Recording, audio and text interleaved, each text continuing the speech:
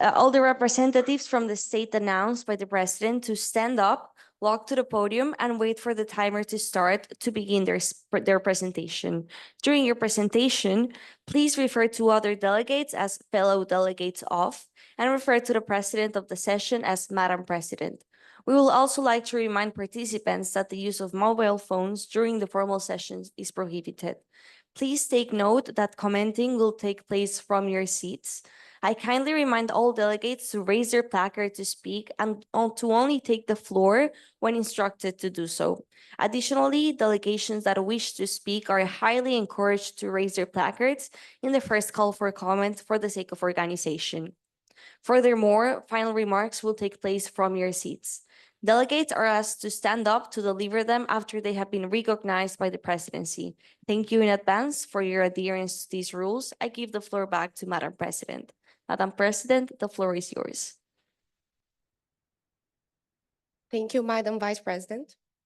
I hereby declare open the session of the Human Rights Council.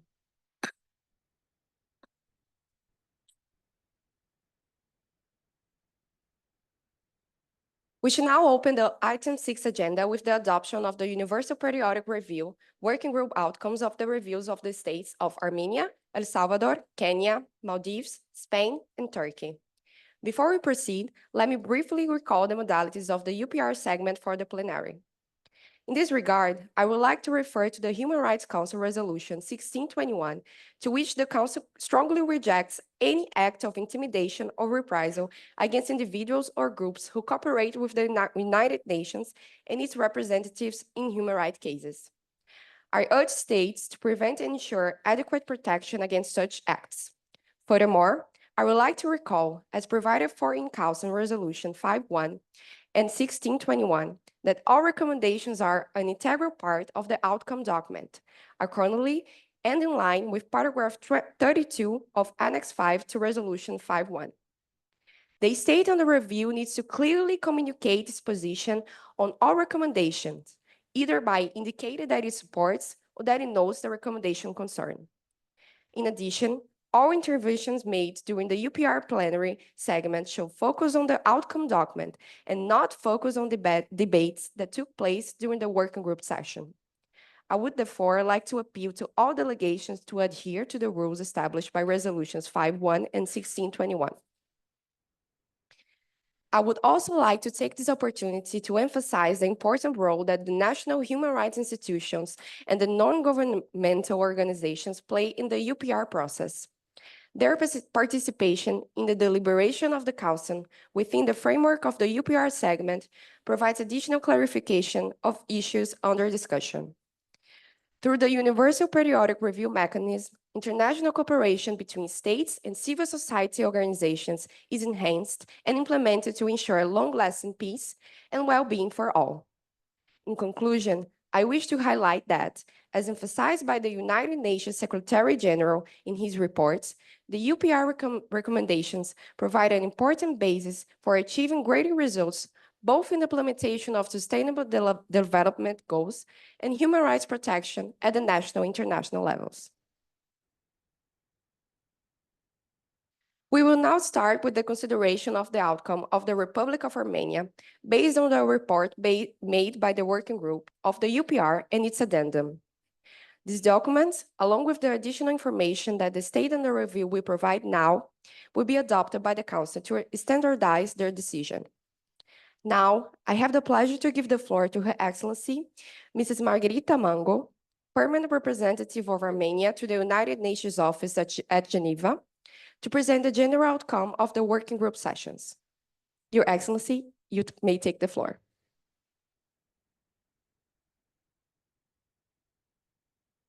You have 5 minutes.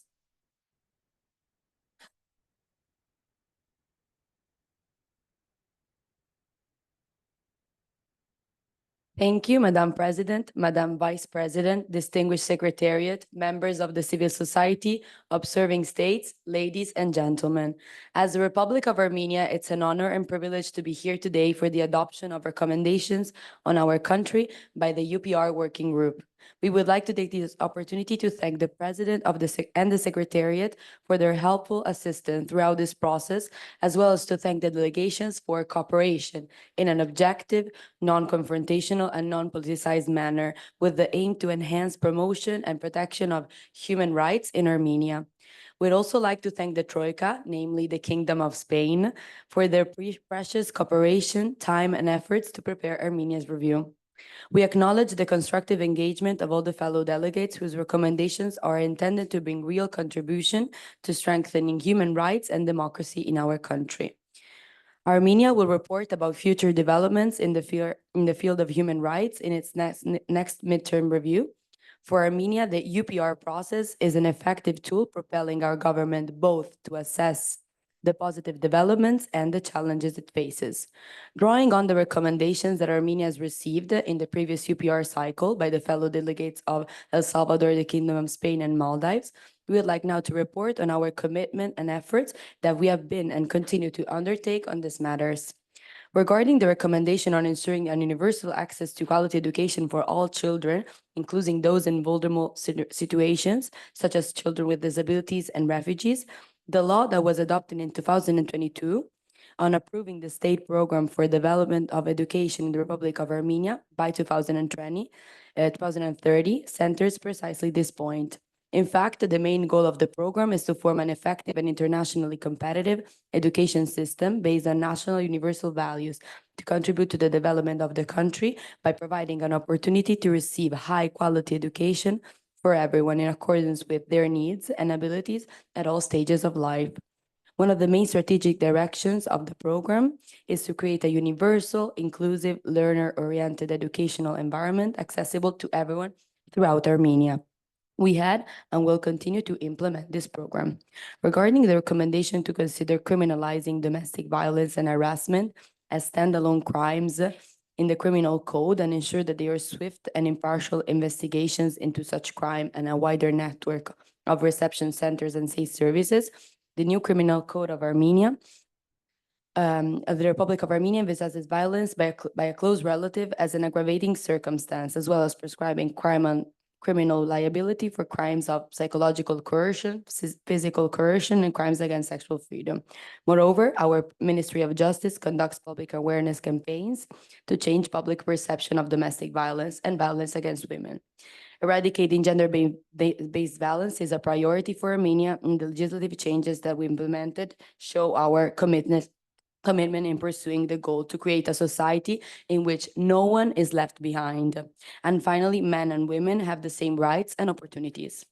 Finally, concerning the recommendation that addressed the need to establish a comprehensive compensation mechanism for displaced Azerbaijan families and to address material and emotional losses caused by decades of occupation, the Republic of Armenia required a further examination on this matter, since Azerbaijan repeatedly rejected any cooperation with Armenia within the framework of the Universal Periodic Review, and therefore we believe that there is a need for a mutual collaboration to address the Nagorno-Karabakh crisis and the damages on both the Armenian and Azerbaijani populations.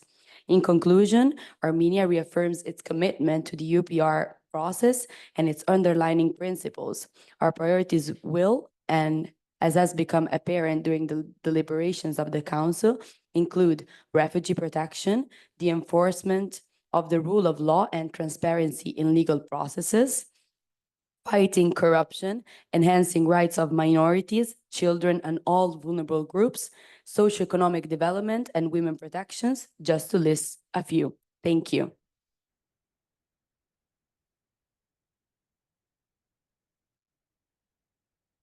Thank you, Your Excellency. We will now leave the floor for comments. I now invite the human rights defender of the Republic of Armenia to take the floor for comments, Mrs. Leah Schindel.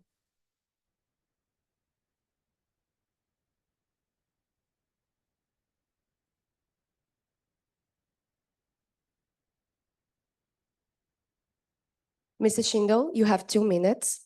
The floor now is yours.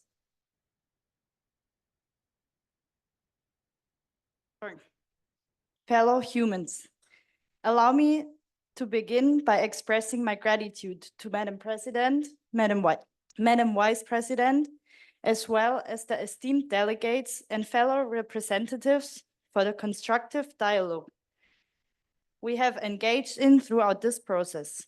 It is a testament to the shared commitment to advancing the principles of dignity, justice, and human rights.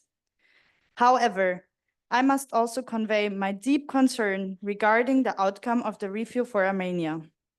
While the UPR is a platform for dialogue and progress, Armenia has chosen to accept only 2 recommendations, effectively rejecting the vast majority of constructive proposals offered by the international community.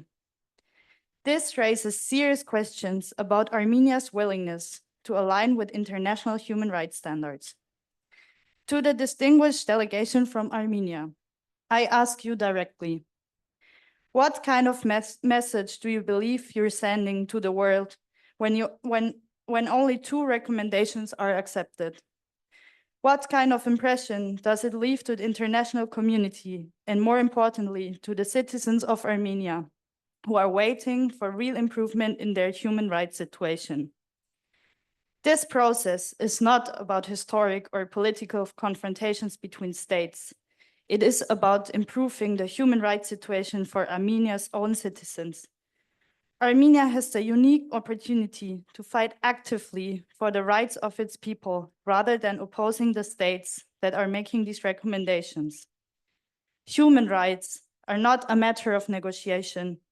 They are the foundation upon which peaceful, stable, and prosperous societies are built. Thank you.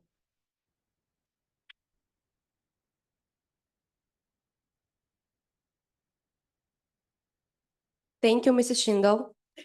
I now give the floor to the observer states to hear their comments about the review of Armenia. For this segment, please raise your placard if you wish to comment and wait for your delegation to be called out. The list of speakers will follow the alphabetical order.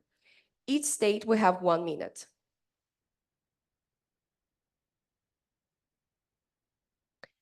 I now give the floor to the delegation of El Salvador. Your Excellency, you may now comment. You have 1 minute. Thank you. Thank you, Madam President, Madam Vice President, fellow delegates, distinguished secretariat, and honorable representatives of the NGOs and NHRIs here present. The delegation of the Republic of El Salvador welcomes the delegation of Armenia and thanks them for their representation of the item 6. The delegation of El Salvador appreciates the efforts of the delegation of Armenia regarding the draft law on national minorities approved in 2023, and therefore would like to thank the delegation for their commitment. El Salvador believes that the state of Armenia will continue advancing in the cooperation process of the UPR and the overall promotion of human rights. Thank you. Thank you, Your Excellency.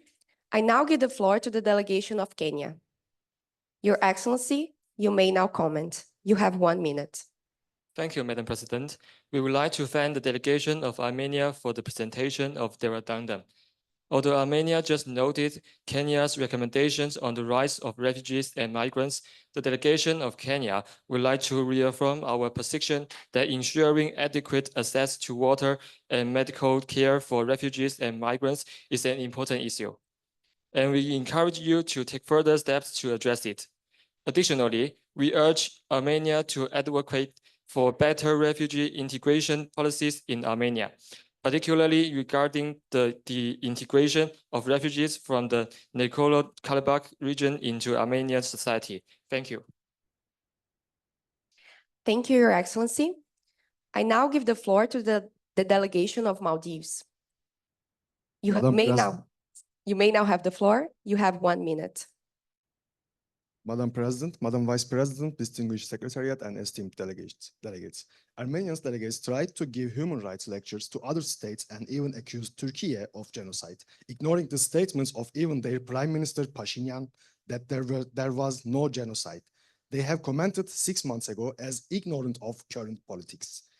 People will not take you seriously when you refuse to compensate for the damage you have caused to the human rights of the Azerbaijani people, while demanding respect for human rights from other states. As scientific results show, the lifespan of a nuclear reactor is 50 years. People will laugh in your face if you try to lecture other states on human rights while you continue to use almost 50 years old nuclear reactor to risk the most fundamental human rights, the right to life, and the right to healthy environment. Now, you must take into account of the ethical way of international relations and reconsider the demands of the Azerbaijani people and the issue of nuclear reactor. Thank you, Your Excellency. Delegation of Spain. Your Excellency, you may now have the floor. You have 1 minute. Thank you, Madam President, Madam Vice President, fellow delegates, and esteemed colleagues. Spain would like to thank the delegation of Armenia for accepting our recommendation regarding criminalizing domestic violence and harassment as standalone crimes, thus showing their support in protecting women's rights and well-being. Remaining on this topic, Armenia's support towards women must also be shown through the ratification of the Istanbul Convention and by ensuring the compliance with the 33% gender quota established. We thank Armenia for showing support regarding women's rights and hope this enthusiasm will continue and further develop.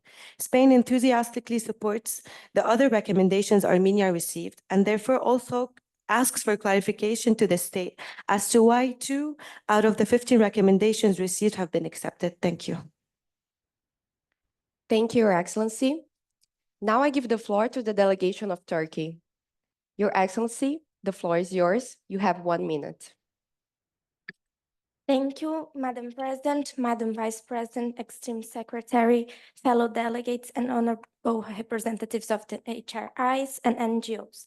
On behalf of the Republic of Turkey, I would like to say that we are extremely frustrated that the Republic of Armenia only accepted 2 out of 15 recommendations, as we considered a lack of commitment and consideration with the UPR process. We also would like to address that none of our recommendations were considered, including the one made about the Azerbaijani refugees, which brings us extreme concern. Thank you. Thank you, Your Excellency. Now I give the floor to the non-governmental organizations for any comments. For this segment, please raise your placard if you wish to comment and wait to be given the floor to speak. Please note that you have 1 minute to speak. The list of speakers will follow the alphabetical order.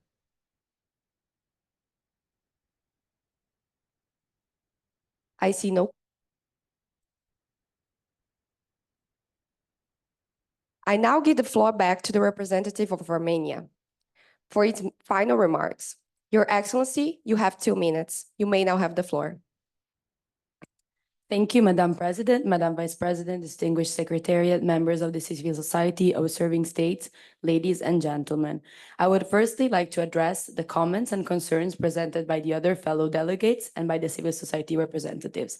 Firstly, I thank you for your participation in the UPR process and for your helpful and precious recommendations on Armenia. I would like to say that we noted the majority of the recommendations because we like to act in a consistent way.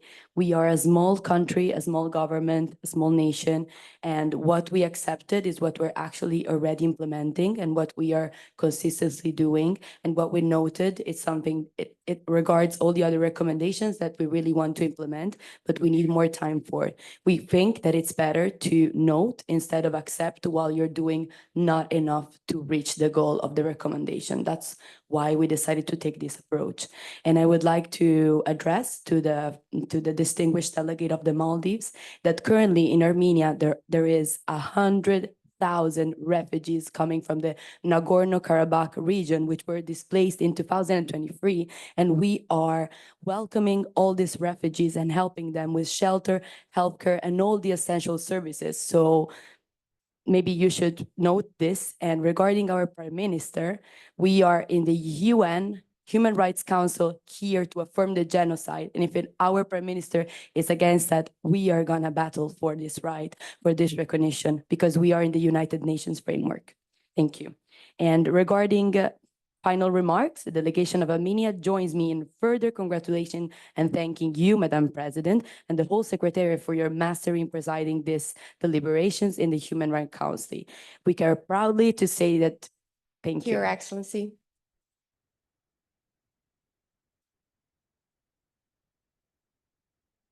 I thank Her Excellency, Mrs. Margarita Mango, for her comments and for the States of Armenia participation throughout the UPR process. I now suggest that the Council should adopt the decision on the outcome of the UPR of the Republic of Armenia. Are there any objections? I see none. The outcome is adopted.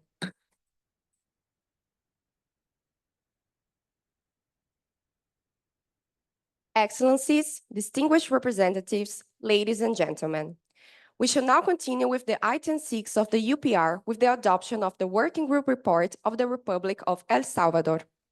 It is with great pleasure that I give the floor to Her Excellency, Mrs. Julia Paceto, Attorney General of the Republic of El Salvador, to present the outcome of the working group sessions.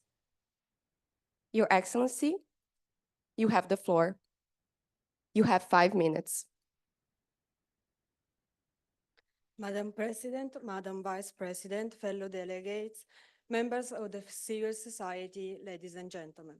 I would like to express my appreciation for being invited to speak at this forum to discuss the main points of our addendum and the steps taken towards the implementation of the recommendation addressed to El Salvador in the Universal Periodic Review process.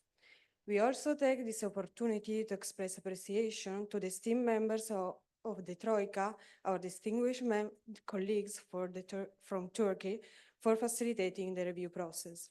We recognize and value the crucial role that our Troika has played in guiding us through the process with professionalism and impartiality.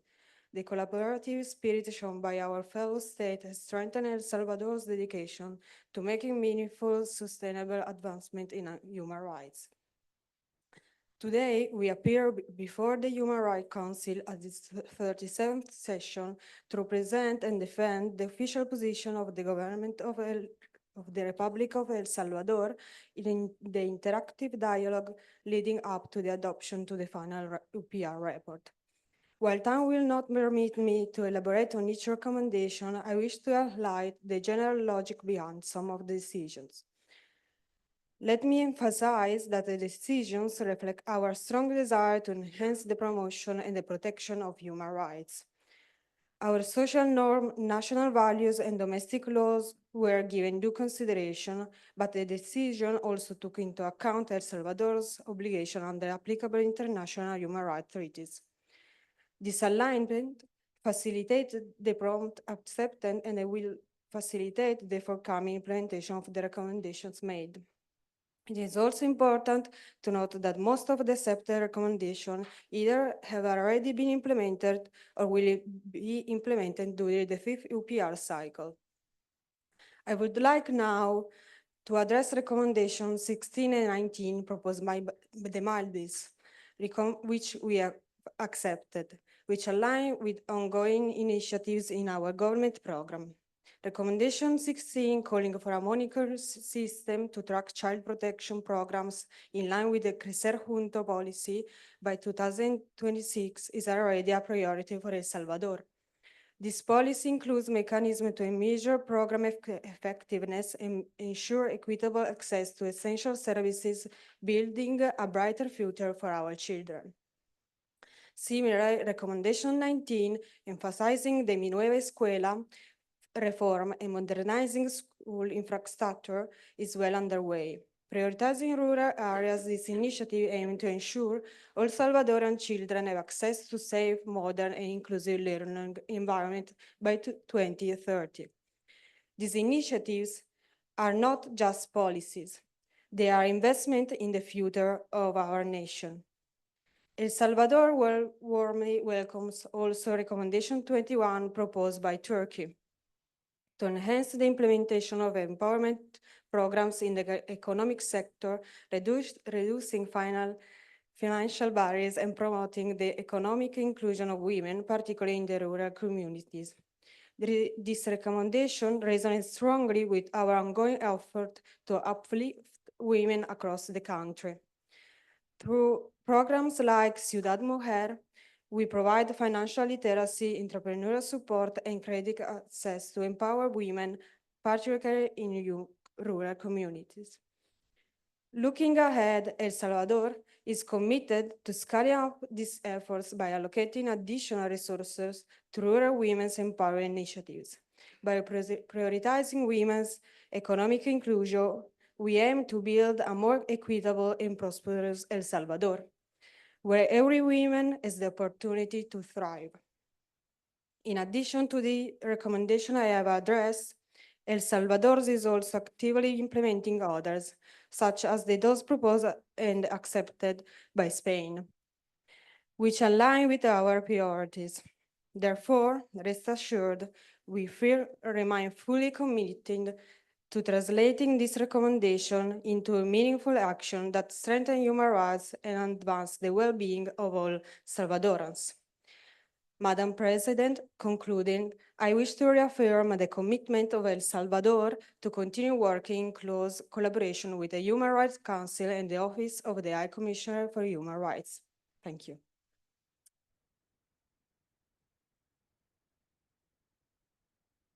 Thank you, Your Excellency.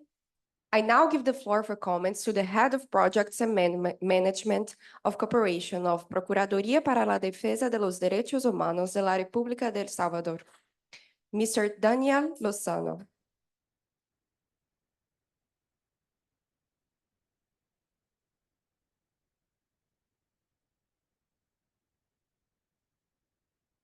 You have 2 minutes. The floor is now is yours. Thank you, Madam President, Madam Vice President, fellow colleagues. Thank you so much for your remarkable reports about the human rights situation and the shared ideas. On behalf of the Procuraduría para la Defensa de los Derechos Humanos de la República de El Salvador, we compliment Spain, Kenya, Turkey, and Maldives for your cooperation in following our recommendations, which are aligned with our beliefs against discrimination, torture, and unlawful detention. We also appreciate your efforts in following our recommendations regarding protecting environment, food security, child protection, and abortion rights. We regret to mention that El Salvador noted some of our pursued recommendations regarding abortion rights and alternative measures of detention without further development. We look forward to make a difference by promoting and protecting human rights.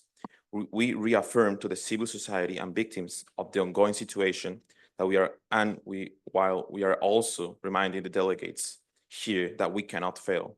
We shall not fail and we will not fail. Thank you so much.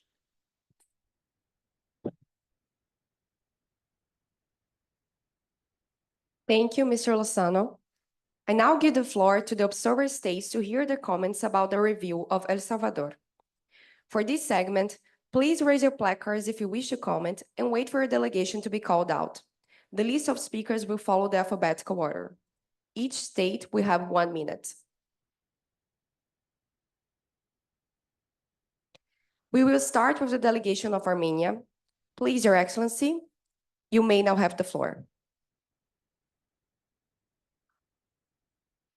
Honorable Madam President, Vice President, and esteemed Secretary, fellow delegates. As the Armenian government, we are pleased to continue our collaboration with the state of El Salvador, as demonstrated by our government adoption of the recommendation made by El Salvador on ensuring universal access to education for all children, especially the most vulnerable and marginalized. Thank you for your attention. Thank you, Your Excellency. I now give the floor to the delegation of Kenya. Your Excellency, you have 1 minute. The floor is yours. Thank you, Madam President. We would like to thank the delegation of El Salvador for the presentation of their addendum. Although the recommendations made by Kenya regarding the guarantee of human rights in prisons has been noted by El Salvador, the delegation of Kenya would like to further highlight the importance of human rights in prisons, as overcrowding and lack of food in prisons would be a serious harm to human rights. Kenya encouraged El Salvador to invest more funds to ensure that human rights were guaranteed in prisons. Thank you. Thank you, Your Excellency. I now give the floor to the delegation of Maldives. Your Excellency, you have 1 minute. Thank you, Madam President. The Maldives commends El Salvador for its engagement during the Universal Periodic Review and express its gratitude for accepting Maldives' recommendations.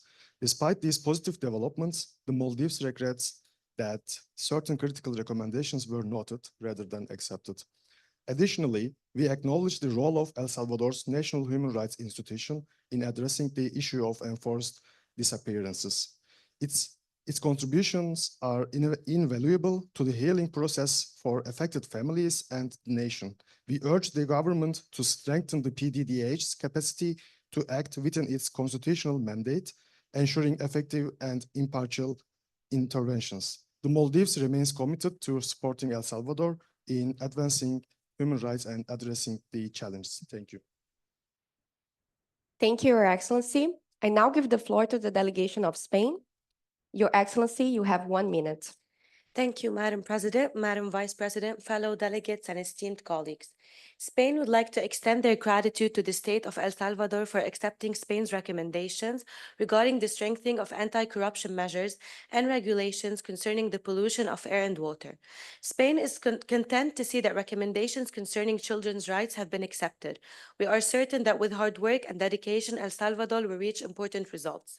Spain strongly believes in reproductive and women's rights and therefore urges El Salvador to reconsider their stance regarding the complete abortion ban.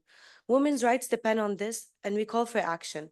While Spain recognizes the efforts and successes of El Salvador regarding lowering their historically high criminal rate, we, however, strongly stress the importance of detainee rights and the idea that human rights are for everyone everywhere. Thank you. Thank you, Your Excellency. I now give the floor to the delegation of Turkey. Your Excellency, you have 1 minute. Thank you, Madam President, Madam Vice President, Extreme Secretary, fellow delegates, and honorable representatives of the civil society. The Republic of Turkey is pleased that 2 out of 3 of our recommendations were accepted. Nevertheless, we consider of extremely importance the revision of the existing legislation on abortion, allowing the introduction of legal exceptions in specific cases, such as incest, rape, and situations where the mother's life is at risk. Thank you. Thank you, Your Excellency. I now give the floor to the international non-governmental organizations for any comments. For this segment, please raise your placard if you wish to comment and wait to be given the floor to speak. Please note that you will have 1 minute to speak. The list of speakers will follow the alphabetical order.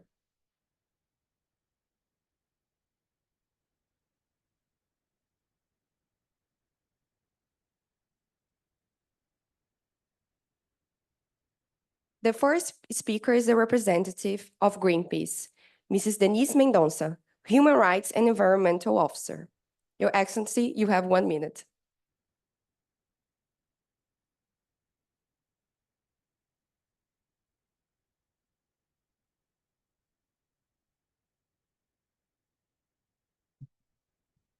Distinguished representatives of El Salvador, on behalf of Greenpeace International, I would like to thank you for your engagement during this UPR cycle. However, we would like to highlight the urgent recognized water as a constitutional right and address the severe water crisis impacting rural and indigenous communities. Delayed action on this topic could be most vulnerable populations and exacerbating existing inequalities. Furthermore, we call on El Salvador to enforce regulations on industrial pollution and to invest in sustainable water infrastructure. These actions are essential to ensuring equitable water access and protecting the rights of your citizens. The time for action is now. Thank you. Thank you, Your Excellency. Next is the representative of Outright International, Mrs. Cici Radkiprel, Senior Program Officer at Outright International. You may now comment. Madam President, Madam Vice President, esteemed Secretary and delegates, fellow representatives, please allow Outright International to once again thank everyone for the opportunity to allow LGBTIQ voices to be heard in this assembly. While the state of El Salvador has made very little progress in the past few years, this has not been evident in the past few days' mechanism. The Republic of El Salvador noted the Spanish recommendation to, and I quote, enact anti-discrimination laws that specifically forbid discrimination based on gender identity and sexual orientation in the workplace, healthcare sector, educational system, and detention centers. We are very disappointed that there was no action taken and that there is no future action to be taken, but we are hopeful to see further steps towards more progressive and equal future. Thank you. Thank you, Your Excellency. Next is the representative of Penal Reform International, Mrs. Teresa Cuca, Policy and International Advocate Manager. You may now have the floor. I would like to express my gratitude to Madam President, Madam Vice President, to the honorable delegates of El Salvador and the working group, as well as the esteemed members of the Secretariat. It's an honor for me to have had the opportunity to participate in this UPR process. We sincerely value your support for Maldives' recommendations about arbitrary detention, but we want to question why did you refuse to support the recommendation concerning compliance with the Mandela and Bangkok rules, forced disappearance, torture, and extrajudicial executions, as well as, and we are mostly concerned about this, free access for independent international organizations such as the Inter-American Commission for Human Rights. We remain at your disposal to provide further assistance in the implementation phase. Thank you. Thank you, Your Excellency. Are there any further comments? This concludes the list of speakers of the stakeholders. I now give the floor back to El Salvador for its final remarks. Your Excellency, Mrs. Paceto, you have 2 minutes. You may now have the floor.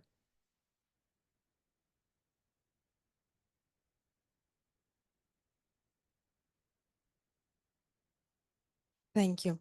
Madam President, Madam Vice President, observing states and members of the civil society.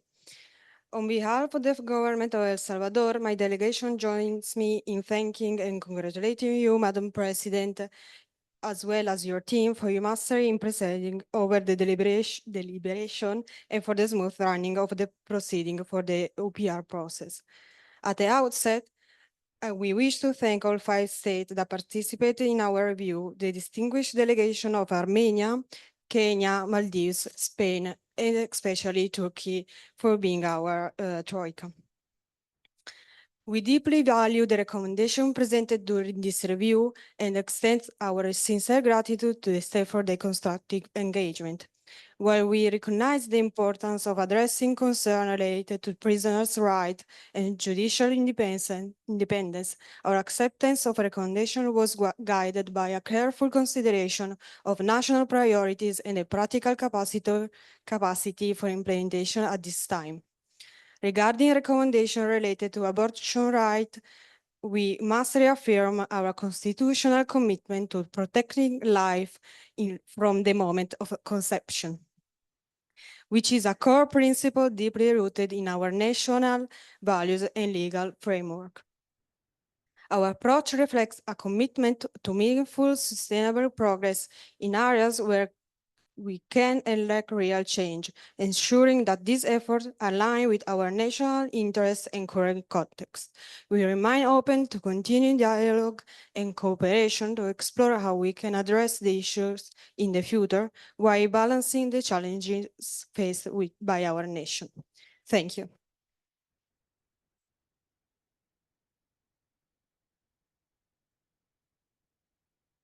I thank Her Excellency Mrs. Pazeto for her comments and for El Salvador's participation throughout the UPR process.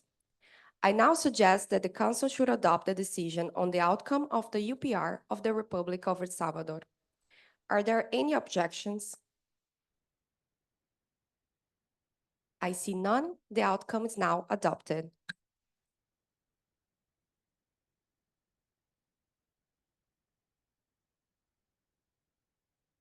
Excellencies, distinguished representatives, ladies and gentlemen, we should now proceed with the item 6 of the UPR with the adoption of the Working Group Report of the Republic of Kenya.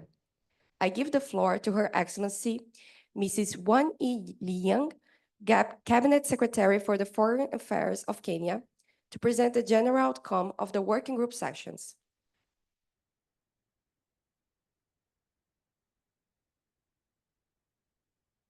Your Excellency, you may have the floor. You have 5 minutes. Thank you, Madam President, Madam Vice President, Secretariat, fellow delegates, members of sincere society, ladies and gentlemen. On behalf of the government of Kenya, I'm deeply honored and privileged to participate in today's proceedings. The adoption of Kenya's UPR outcome at the 35th UPR Working Group meeting last November was an important milestone for us. At the outset, I would like to express my sincere gratitude to the Charter formed by Maldives and to the Office of the High Commissioner for Human Rights for the effective professional coordination and assistance they provide to Kenya deliberations. Our gratitude also extends to Turkey, Spain, Armenia, although these countries prepare an advanced list of questions transmitted to Kenya through the Charter, which facilitated a meaningful interactive dialogue during our review. At Kenya Interactive Dialogue session in November last year, the government received 19 recommendations. Of these, 8 were supported, 10 were noted, and 1 required further clarification. We thank all delegations that make statements, and the acceptance of multiple recommendations demonstrates Kenya's commitment to improving its human rights record. Madam President, Madam Vice President, allow me to share some progress that Kenya has made since the review in last November. Firstly, we sincerely thank all delegations for their valuable suggestions to Kenya. Since their adoption, Kenya has been actively implementing this recommendation over the past few months. Specific measures include, in the area of housing rights, prioritizing the implementation of the National Water Management Strategy, expanding the scope of the Affordable Housing Act, and successfully completing multiple housing projects benefiting 100,000 people. Regarding the right to water and sanitation, adhering to the plan of constructing at least 100 dams and reservoirs annually, on women's rights, intensifying efforts to eliminate female genital mutilation. In considering multiple valuable recommendations, the Kenya government, based on our national circumstance, legal framework, and practical challenge, have made the decision not to fully adopt them. Complex ratification procedures, economic constraints, resource allocation, priorities, the difficulties of legislation, and cultural and religious considerations have all emerged as key obstacles to implementing the suggestion. Furthermore, the legislation process for intercept-wide issues is hindered by complex legislative procedures, and conflicts with cultural and religious belief. Madam President, Madam Vice President, while acknowledging several recommendations, we assure all delegations of Kenya's commitment to addressing them in accordance with our national processes and circumstances. In conclusion, I reaffirm Kenya's ongoing dedication to full and constructive cooperation with UPR mechanism. We are committed to strengthening institutions, fostering an environment for civil society, and collaborating with all stakeholders, including development partners, to fulfill, respect, promote, and protect human rights in line with our obligation. Lastly, I extend my gratitude to you once again. Thank you.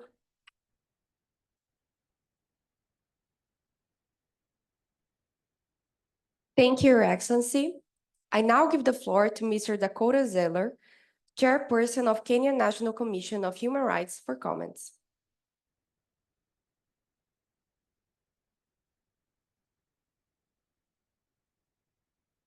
Your Excellency, you have 2 minutes. The floor is yours.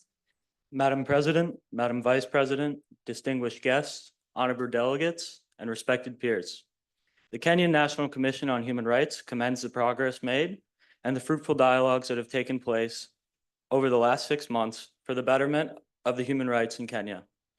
However, the Commission would not be fulfilling its duties if we did not inform the delegates of the strife the people of Kenya have faced in the last 6 months.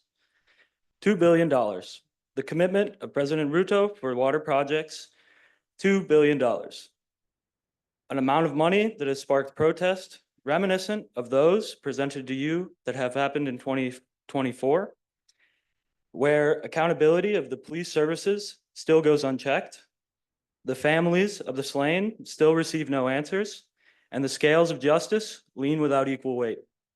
Furthermore, the Commission has since been downgraded to a B status NHRI, with the ruling body citing lack of financial resources as hindrances to our organization to be able to fulfill their constitutionally mandated duties.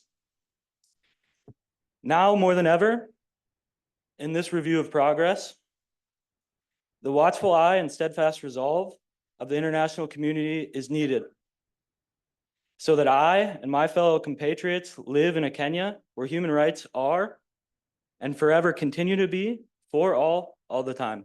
Thank you.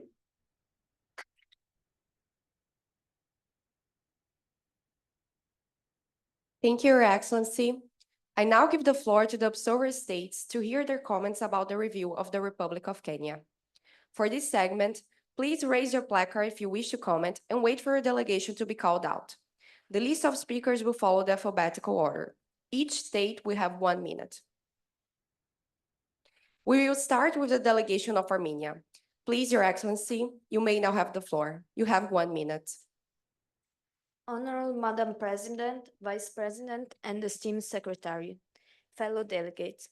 As the Armenian government, we acknowledge that the ratification and implementation of international treaties, such as the optional protocol on the Convention of the Rights of the Child, which we ourselves have recommended, can be complex, time-consuming, and potentially costly. However, we urge Kenya to provide more detailed and specific explanation for its failure to ratify the treaty of this protocol, particularly concerning issues critical to children's well-being, such as access to safe drinking water. Thank you. Thank you, Your Excellency. I now give the floor to the delegation of El Salvador. Your Excellency, you may now have the floor. Thank you, Madam President, Madam Vice President, fellow delegates, distinguished Secretariat, and honorable representatives of the NGOs and NHRIs here present. The delegation of the Republic of El Salvador welcomes the delegation of the Republic of Kenya and thanks them for the presentation of their item 6. El Salvador would like to reiterate its position on the importance of adhering to international treaties. While it is understandable that this might be a costly and time-consuming process, it is imperative that such mechanisms are among the priorities of the Republic of Kenya, especially considering the situation of forced child marriage that, despite being tackled, still persists.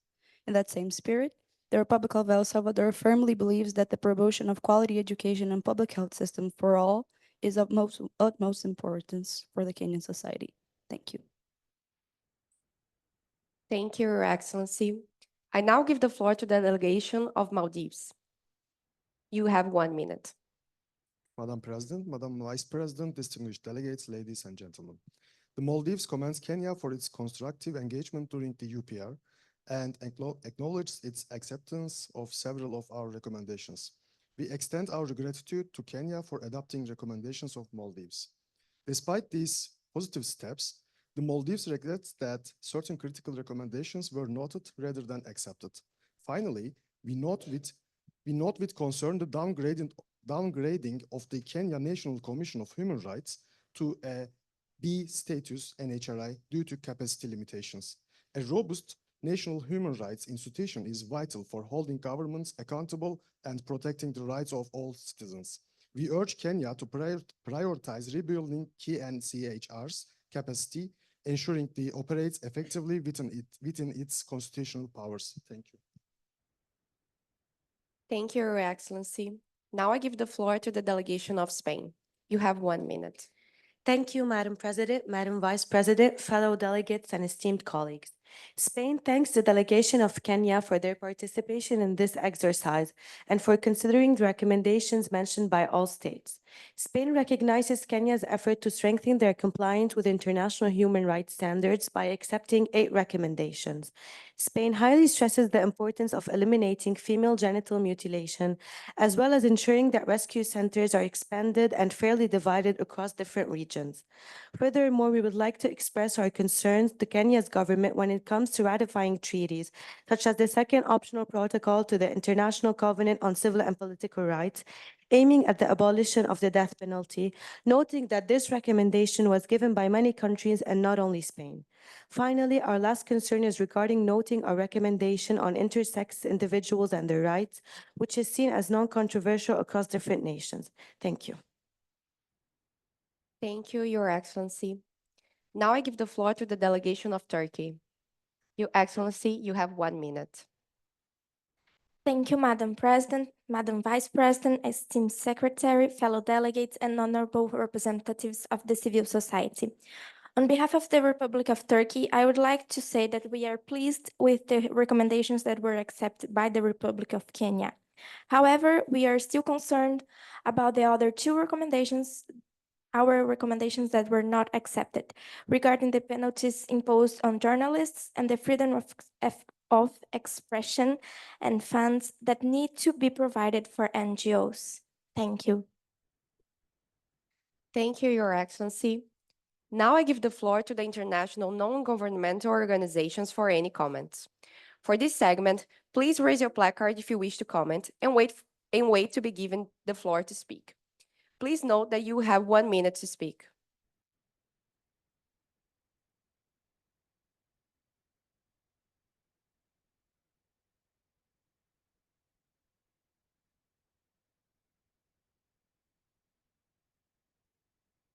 The first speaker is a representative of CARE International, Mrs. Marina Garcia Cunha, Global Policy and Communications Director for CARE International.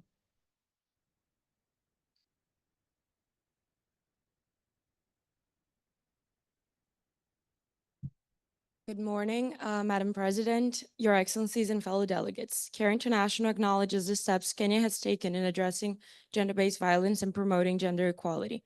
However, we must express our concern that progress in key issues such as the expansion of the Polycare program and the implementation of the JBV action plan remains far too limited.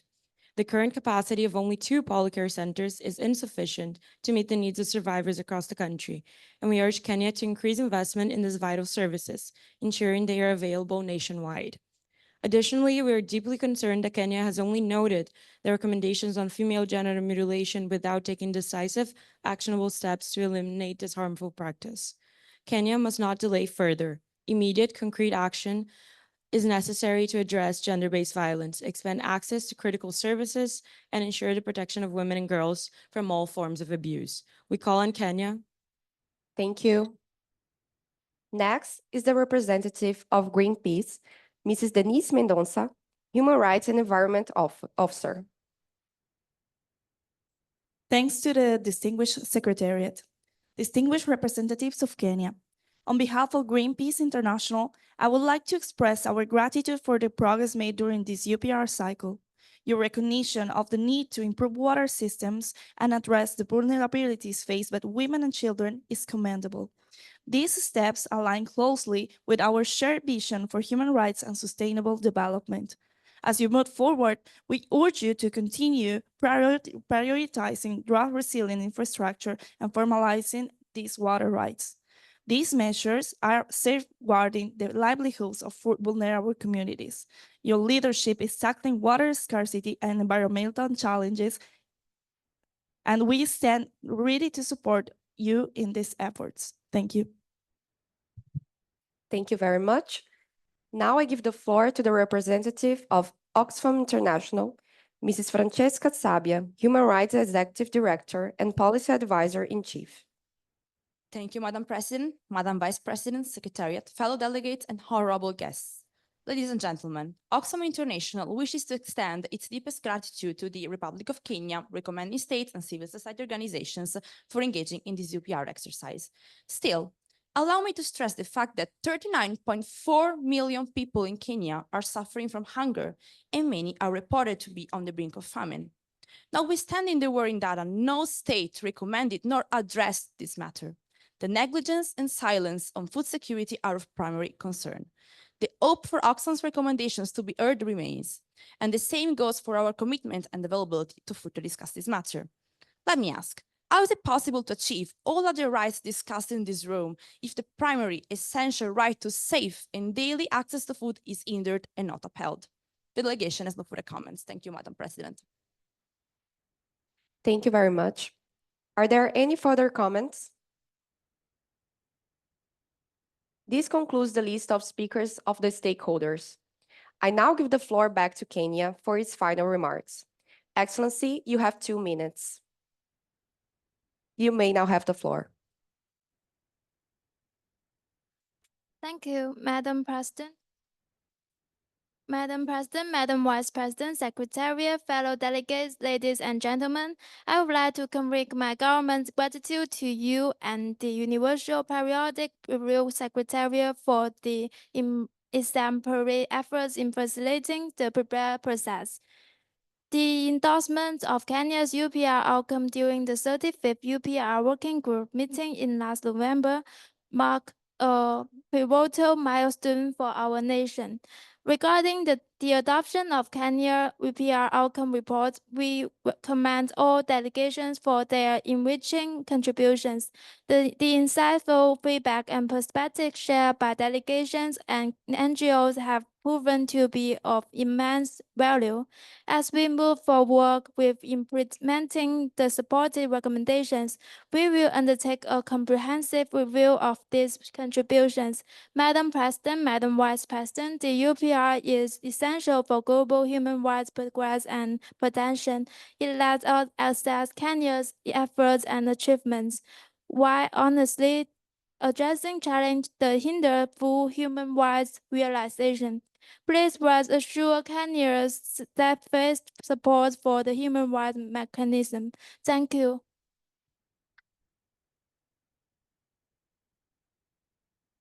I thank Her Excellency Mrs. Liang for her comments and for Kenya's participation throughout the UPR process. I now suggest that the Council should adopt a decision on the outcome of the UPR of the Republic of Kenya. Are there any objections? I see none. The outcome is now adopted.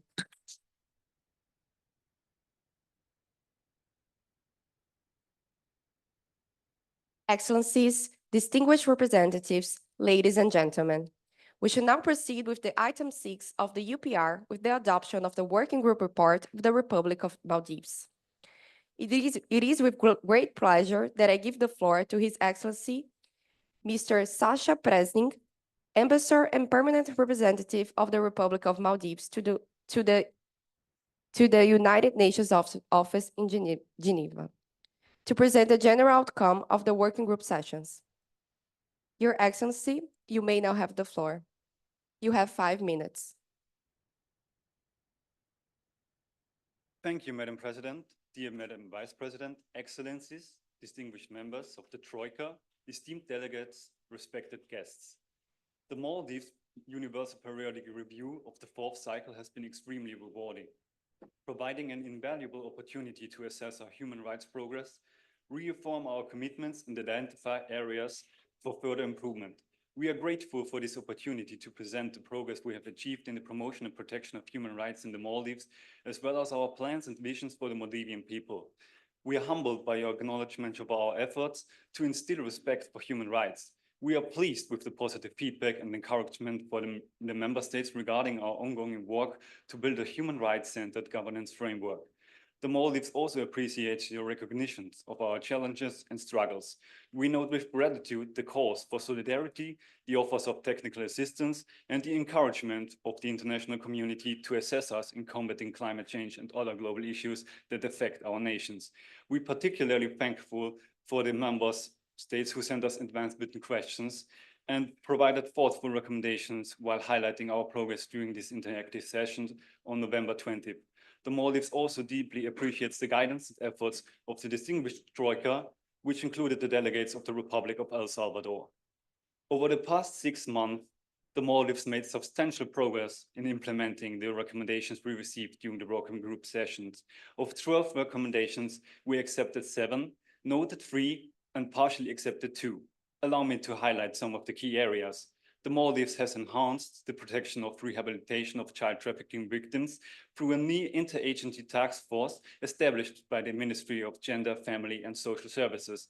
This includes a referral mechanism for trafficking cases and the expansion of family and children's services centers to ensure nationwide psychological support and reintegration services.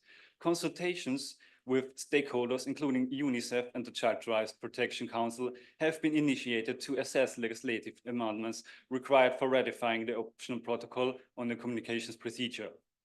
The Ministry of Gender, Family and Social Services has launched the Empower Her initiative, which provides leadership and governance training for women aspiring to political positions.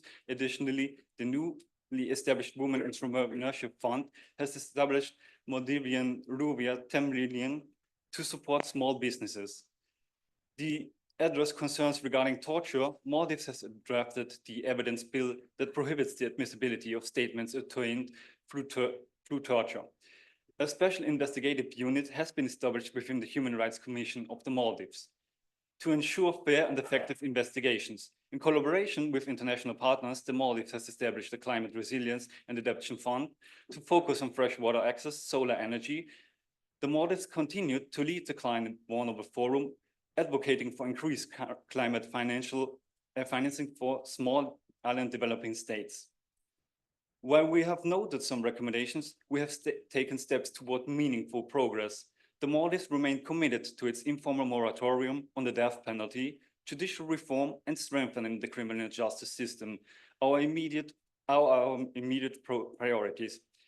While we have robust mechanisms under the Employment Act to protect migrant workers, our current focus is on fully implementing existing frameworks.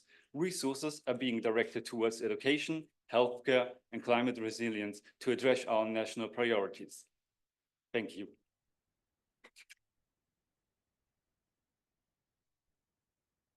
Thank you, Your Excellency.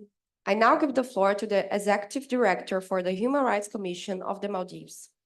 Your Excellency, Mrs. Maria Chiara de Cristofaro, you have 2 minutes. The floor is yours. Dear Madam President, Madam Vice President, Excellencies, distinguished delegates, esteemed colleagues, all. It was an honor to address this esteemed assembly and advocate for the protection and promotion of human rights for the people of Maldives. Today, we are not going to pose questions, but we hope to give answers and solutions. We would like to thank the state of Maldives, who patiently listened to the voices of those who are often unheard, which we brought forward during the procession. And we would like to express gratitude to the delegations of Spain and Turkey for their unwavering friendship and solidarity with our people, our lives and our lives. Your support has been a beacon of hope, and we will never forget it. With your permission, for the last time, we will appeal to your consciences to do today what tomorrow may already be too late to accomplish. On behalf of the Maldivians, we remark the importance of the ratification of the International Convention on the Protection of the Rights of all migrant workers and members of their families, the reform of the judicial system with particular attention to the abolition of the death penalty, and the ratification of optional Protocol 2 ECCPR. Finally, I urge you to uphold the promises made during the ratification of CAT and CEDAW. These are not just words, these are promises and rights. Finally, states, whether near or far, in terms of policy and geography, stand with us in the fight against climate, please. We may be small, like grains of sand, but together we form islands that cannot be moved. So thank you for standing with us. Thank you.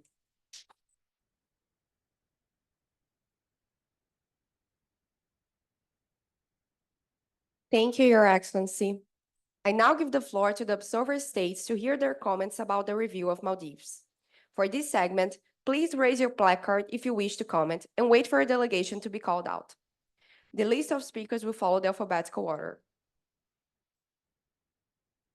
Each state will have 1 minute. We will now start with the delegation of Armenia. Please, Your Excellency, you may now have the floor. You have 1 minute. Honorable Madam President, Vice President, and esteemed Secretariat, fellow delegates. As the Armenian government, we express our concern regarding the Maldives' failure to ratify the second optional protocol to the International Covenant on Civil and Political Rights. We encourage the Maldives to take further steps toward the full abolition of the death penalty, particularly as execution have already been effectively suspended, even though the penalty remains legally in place. Drawing from our own recent experience in abolishing the death penalty, we advise Maldives to take the same path. Thank you for your attention. Thank you, Your Excellency. Now I give the floor to the delegation of El Salvador. Your Excellency, you have 1 minute. Thank you, Madam President, Madam Vice President, fellow delegates, distinguished secretariat, and honorable representatives of the civil society here present.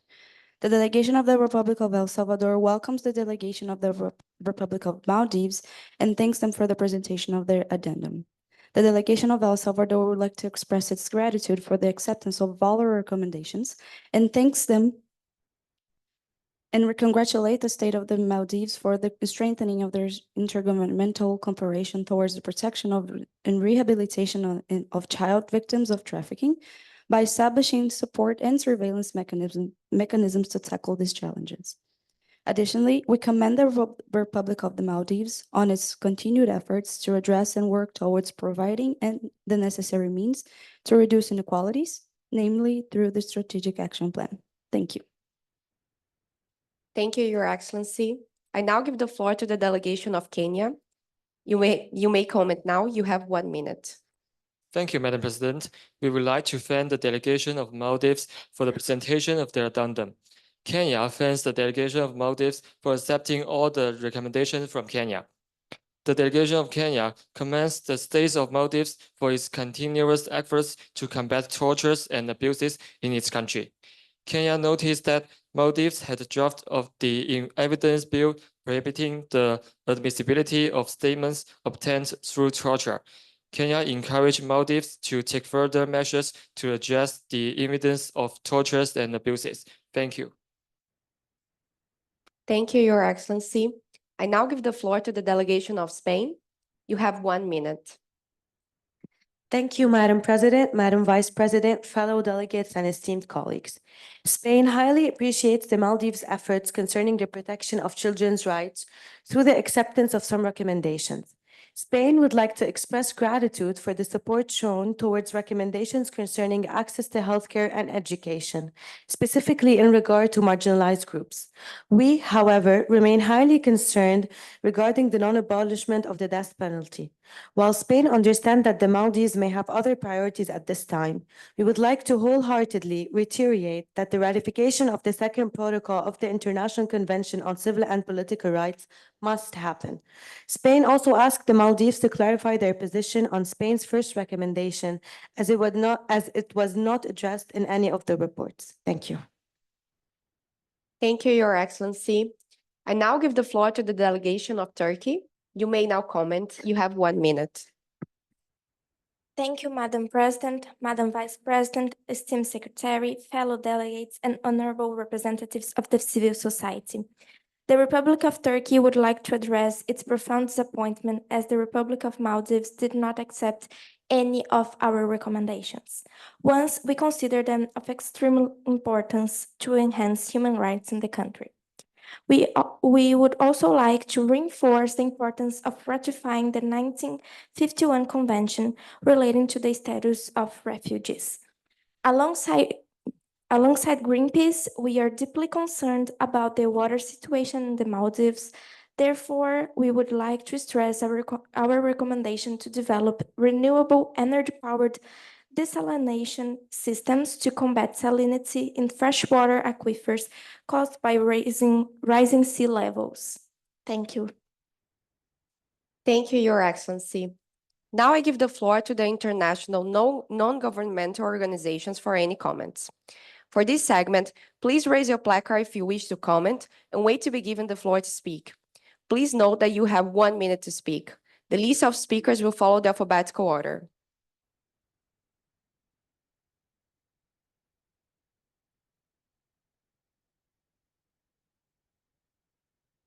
The first speaker will be the representative of Greenpeace, Mrs. Denise Mendonça, Human Rights and Environmental Officer. Thanks to the distinguished representatives and excellent secretariat. Distinguished representatives of the Maldives, Greenpeace recognizes the hard work you have done during the UPR process. However, your nation is one of the most vulnerable countries in the world due to climate change, and urgent action is needed. Desalination projects powered by renewable energy and improved waste management system must become national priorities to address water scarcity and protect your population. We urge the Maldives to act decisively by adopting these critical measures and collaborating with international allies to build a more climate-resilient future. These are not just recommendations, they are lifelines for your nation's survival. We look forward to seeing your leadership in implementing these changes. Thank you. Thank you, Ms. Mendoza. Now the next is the representative of Penal Reform International, Mrs. Teresa Cuca, Policy and International Advocate Manager. I would like to express my gratitude to Madam President and Madam Vice President, to the honorable delegates of the Maldives, the working group, and the esteemed members of the Secretariat. It's an honor for me to participate in this UPR process. We especially want to thank the delegation of Kenya for the recommendation on investigation of torture and ill treatment, and the delegation of the Maldives for supporting it and implementing the investigating unit. However, we also want to encourage the Maldives to implement on the domestic level a commitment to ensure that fertile rights are restored, such as informing of the charges against people arrested, ensuring that the legality of the detention can be challenged, and narrowing the grounds for arrests. We remain at your disposal to provide further assistance during the implementation process. Thank you. Thank you, Your Excellency. Are there any other comments? This concludes the list of speakers of the stakeholders. I now give the floor back to Maldives for its final remarks. Your Excellency, you have the floor and you have 2 minutes.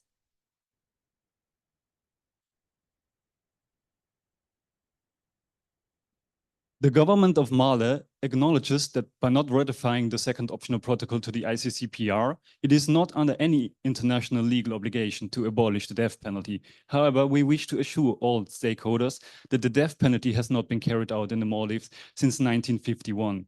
Additionally, the government emphasizes that the Maldives is not currently facing a refugee problem, and as such, there is no pressing need to be bound by additional international obligations regarding refugees.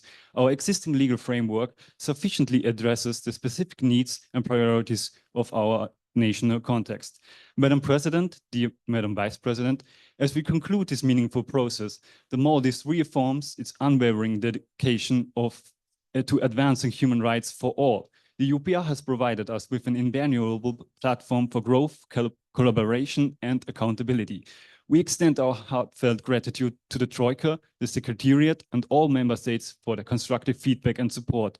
Your engagement has strengthened our resolve to implement recommendations and continue building a more just and equitable society.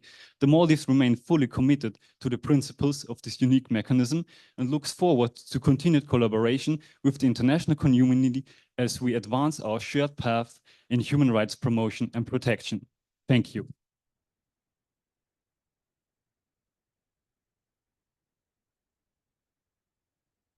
I thank His Excellency, Mr. Presning, for his comments and for Maldives' participation throughout the UPR process. I now suggest that the Council should adopt the decision on the outcome of the UPR of the Republic of Maldives. If there is no objection, the outcome is now adopted.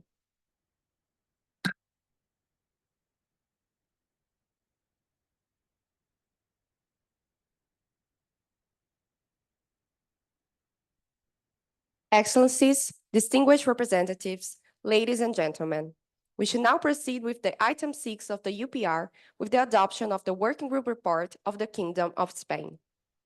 It is with pleasure to give the floor to His Excellency, Mr. Maurius Uram, Deputy Director General of Humanitarian Assistance Program and Migration Centers at the Secretary of State for Migration, to present the general outcome of the Working Group sessions.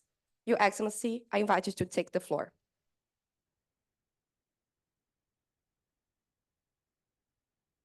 You have 5 minutes. Thank you, Excellencies, Madam President, Madam Vice President, esteemed Secretary, distinguished colleagues and representatives. Buenos dias, good morning. I would like to thank all the honorable participants in the collective effort aimed at establishing new directive lines for the improvement of human rights in Spain, and I'm pleased to present our advancements in this regard after 6 months.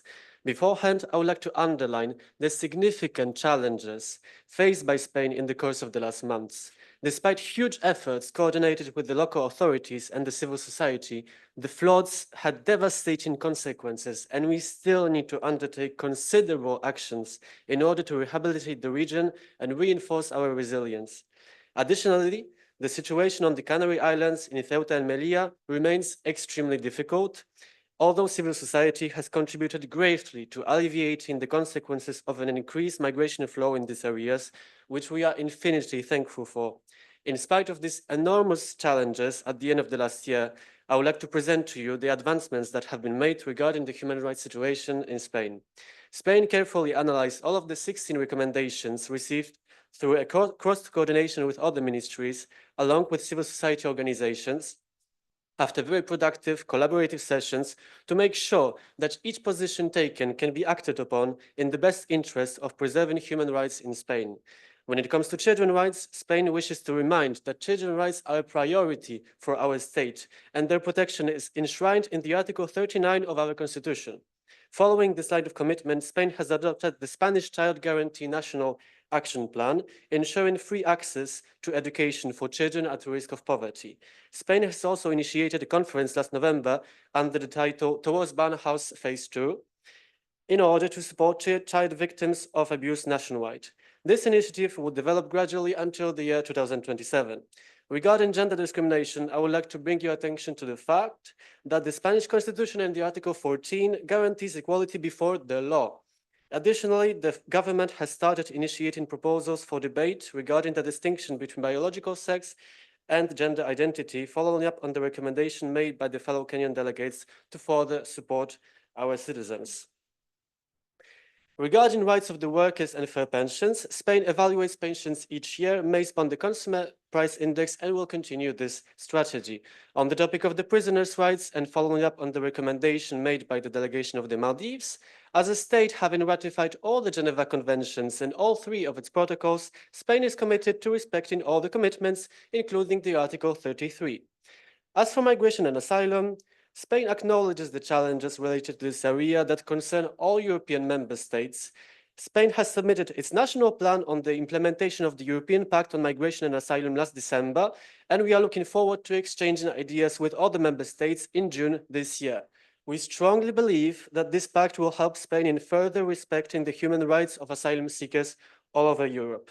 Furthermore, we plan on continuing our fruitful cooperation with our strategic partner in the migration policies, the Kingdom of Morocco, to fight against human trafficking, transnational organized crime, and terrorism. As for recommendation partially accepted by Spain, I would like to underline that before acknowledging the need of and commitment to any specific plan for foreign nationals, we need to evaluate the efficiency of the existing universal access to the National Health System program, providing healthcare for all its residents.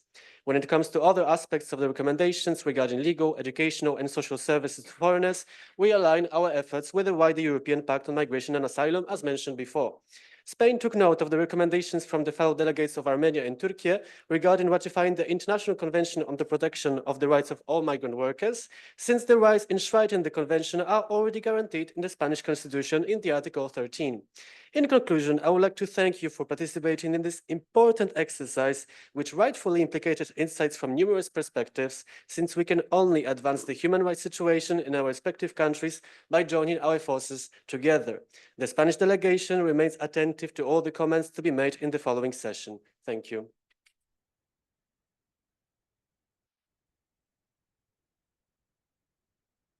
Thank you, Your Excellency. I now give the floor to the representative of the First Deputy Ombudsperson of the Defensor del Pueblo for comments, Mr. Alaa Douab.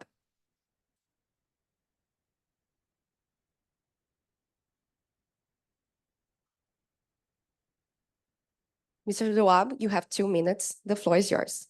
Madam President, Madam Vice President, Excellencies, distinguished representatives. On behalf of the Defensor del Pueblo, I would like to thank you all for your presence here, and I would like to extend our sincere gratitude for your participation in this UPR cycle. Particular acknowledgements goes to the Spanish representatives for their active participation in this UPR cycle. We commend the support and accept of several recommendations.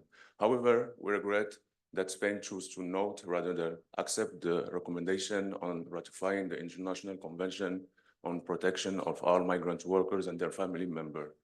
Yes, these rights are in the Spanish Constitution, but structural and institutional challenges remains. Gaps in the constitutional course shows that these rights cannot be guaranteed.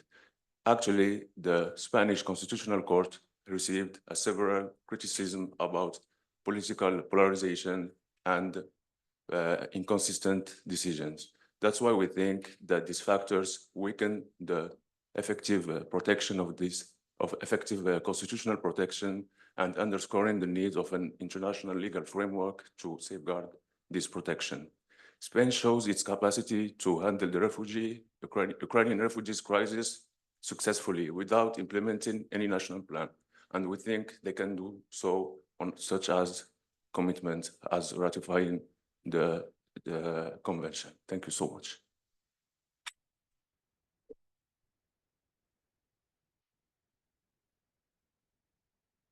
Thank you, Mr. Drawab. I now give the floor to the observer states to hear their comments about the review of Spain. Each state will have 1 minute.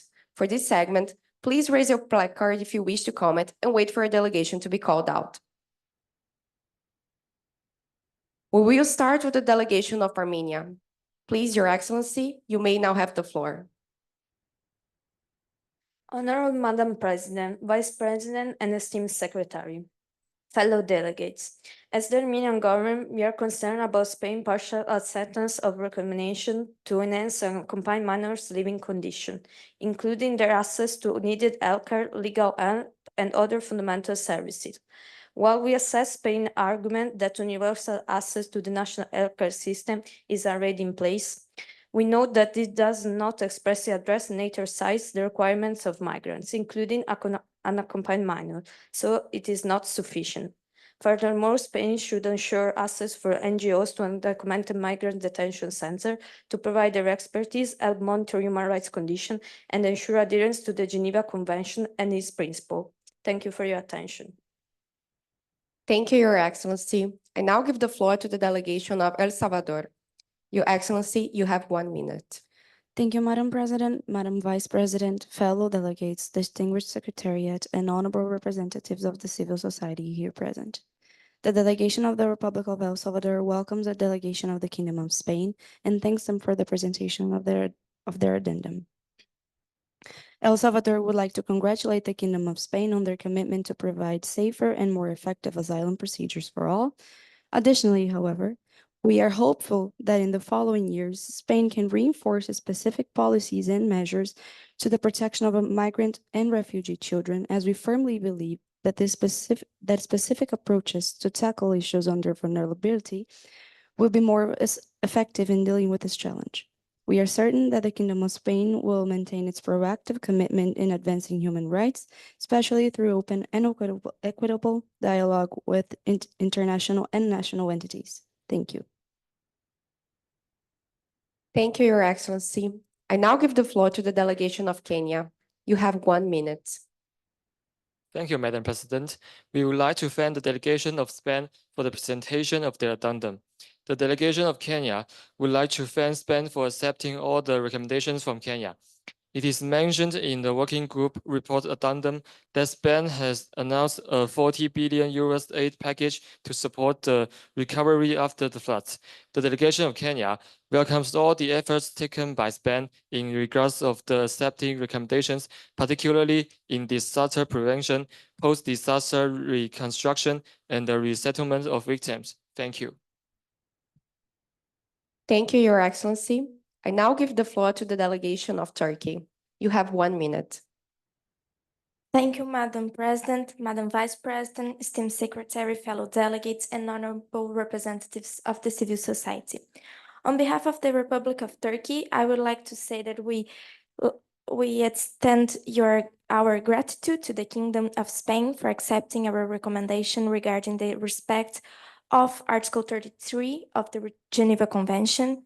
However, we must express our disappointment that the recommendation made not only by Turkey but by other actors as well has merely been noted, as we consider extremely important ratifying the Convention on the protection of the rights of all migrant workers and members of their families. Thank you. Thank you, Your Excellency. I now give the floor to the international non-governmental organizations for any comments. For this segment, please raise your placard if you wish to comment and wait to be given the floor to speak. Please note that you have 1 minute to speak. The list of speakers will follow the alphabetical order.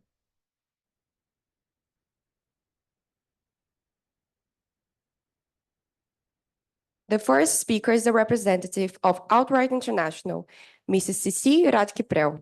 Please, you may now comment. Thank you, Madam President, Madam Vice President, delegates, representatives. As we are closing up Spain's review cycle, we wish to remind that while Spain displays through its actions and understanding and support of LGBTIQ rights, it must work on influencing society better, as there is still much at stake. There is much room for improvement, and although no recommendation was put forward by other states regarding LGBTIQ rights, we are hopeful that the Kingdom of Spain will continue to adopt action plans and laws to further aid those in peril. Thank you. Thank you very much. Next is the representative of Refugees International, Mrs. Margarita Boy, Executive Director of the Refugee Advocacy Lab. Okay, thank you, Madam President, Madam Vice President, and Distinguished Secretary. We would like to thank the Kingdom of Spain for having taken part in this exercise. However, we're truly disappointed that the collaboration we tried to establish with the Kingdom of Spain did not have the response we hoped for, as none of the recommendations we asked the Kingdom of Spain to take into account and to move to the Republic of Kenya were considered of essential interest. We were especially disappointed that the matter of gender-based violence in refugee camps was not addressed, given that the Kingdom of Spain depicts itself as a great defender of gender-based rights. Thank you. Thank you very much. Are there any further comments? This concludes the list of speakers and the stakeholders. I now give the floor back to Spain for its final remarks. Excellency, you have 2 minutes. You may now have the floor. Thank you, Madam President, Madam Vice President, fellow delegates, and representatives of the civil society. I would like to highlight that all the comments have been acknowledged by our delegation. In regards to the comments made concerning the migration issues, Spain is committed to respecting human rights of all foreign nationals and will continue to align its strategy with the other European member states with special attention to vulnerable groups. When talking about the partially accepted recommendations, we need to focus our efforts on implementing the existing scheme, as mentioned before undertaking more actions. However, any positive change in this regard will be considered a substantial advantage. When talking about the noted recommendations and LGBT rights, we appreciate your remarks and we will be evaluating the situation constantly. It was an honor to collaborate with you during these insightful sessions, and Spain is looking forward to exchanging new ideas in the upcoming sessions. The UPR requires participation of all, particularly of the civil society organizations, which during migration and climate crises in Spain have supported the state and citizens greatly. All the recommendations were accepted in entirety, in part, or taken note of, which emphasizes our commitment to the Universal Periodic Review, which will continue in the future with Spain's active participation in the process. For my delegation, the outcome of this cycle is extremely positive, and we will report back on the implementation of the recommendations in the next cycle. I would like to thank the Human Rights Council for coordinating the sessions and everyone for their participation. Thank you.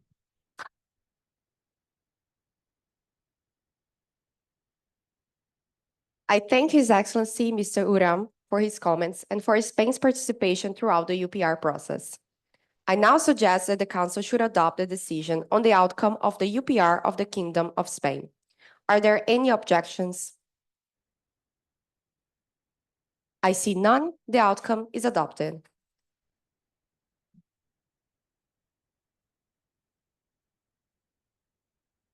Excellencies, distinguished representatives, ladies and gentlemen. We should now continue with the item 6 of the UPR with the adoption of the Working Group Report of the Republic of Turkey. It is with pleasure to give the floor to Her Excellency, Mrs. Giovanna Rodrigues de Mello Aguiar, Ambassador of the Republic of Turkey to the Human Rights Council, to present the general outcome of the working group sessions. Your Excellency, you have 5 minutes. You may now have the floor. Madam President, Madam Vice President, esteemed Secretariat, distinguished delegates, I, representing the Republic of Turkey, wish to express my profound gratitude to be here today. I'm extremely honored to have the opportunity to speak in front of you. I would also like to express my appreciation to the Troika and also all of the states here, NGOs, and national human rights institutions that contributed to this UPR session. I highly appreciate all the recommendations given, which contribute to improving the world as a whole. Turkey received 16 recommendations, in which we accept 7 of them and continue to improve and implement them with the given timetable. 6 of them were noted and 3 were taken under further examination. It is a privilege to announce that the government of Turkey has already implemented the recommendation of early and forced marriage. The endorsement of the National Strategy and Action Plan is already an ongoing process, being continuously applied within Turkish society. Furthermore, Turkey is actively working on education and social development of children and adolescents. We are collaborating with NGOs to improve our human rights framework development. Moreover, on the accept recommendations, Turkey is in the process of ratifying the optional protocol to the International Covenant on Economic, Social, and Cultural Rights.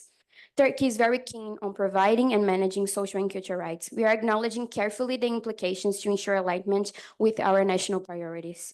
Our plan of development is to complete the ratification by the end of this year. In the regards of the Turkish Human Rights and Equality Institution, Turkey is implementing specialized monitoring units with legal experts, human rights professionals, data analysis, and relevant sector specialists, aiming on the development of the new legislation on human rights, identifying new challenges. Turkey can proudly confirm that we truly wish to address the best interests of children and students with our country. We have already ratified the recommendations that imply a human rights curriculum, and we are working to establish a framework based on a 12th development plan to reform and update platforms within this objective. Turkey is committed to improving our technology and informational process. We can fully explain that the recommendation regarding hate speech and disinformation law has already been implemented since the beginning of this year. We are also providing training and progress targeting people in need, as well as implementing a nationwide system for monitoring and reporting instances of hate speech and discrimination. Turkey reaffirms its engagement with the Committee of Missing Persons, CMP, as evidenced by the additional memorandum presented by our national authorities on 21 February of 2024. In compliance with the ECHR ruling of the Cyprus vs. Turkey case, Turkey has granted the CMP access to 30 military sites since 2015, with further access provided in 2017 and 2019. As of January 2023, 16 of these sites has been excavated. Turkish authorities continue to submit regular reports on further developments, including new applications and the acceptance of the recommendation. Regarding further examination, the recommendation related to the measures to combat gender-based violence are already implemented in Turkish legislation and on the 12th Development Plan of 2024-2028, addressing concerns and objectives on the international human rights standards, whereas the second part of the recommendation related to the Istanbul Convention is noted. The reform package requires further examination due to the fact that at the moment we do not possess nor the economics, means, nor the time to constitute an independent organ that issues reports related to activities done in order to respect the principles of transparency. However, we remain positive about further implementation. Furthermore, the recommendation reference of freedom of expression and international standards is on further examination due to the fact that Turkey constitutional and legal frameworks provide sufficient safeguard to aforementioned freedom. We acknowledge the Article 301 safeguards national sovereignty and prevents the spread of terrorist propaganda, and we recognize that any restrictions on freedom of speech must align with international human rights standards. It is currently an examination to improve. In conclusion, Turkey recognizes that the UPR mechanism is extremely vital to the progress of human rights worldwide, as well as reaffirming our commitment to it, acknowledging the progression of agendas in each cycle. Madam President, Madam Vice President, esteemed Secretariat, fellow delegates, thank you so much for your attention.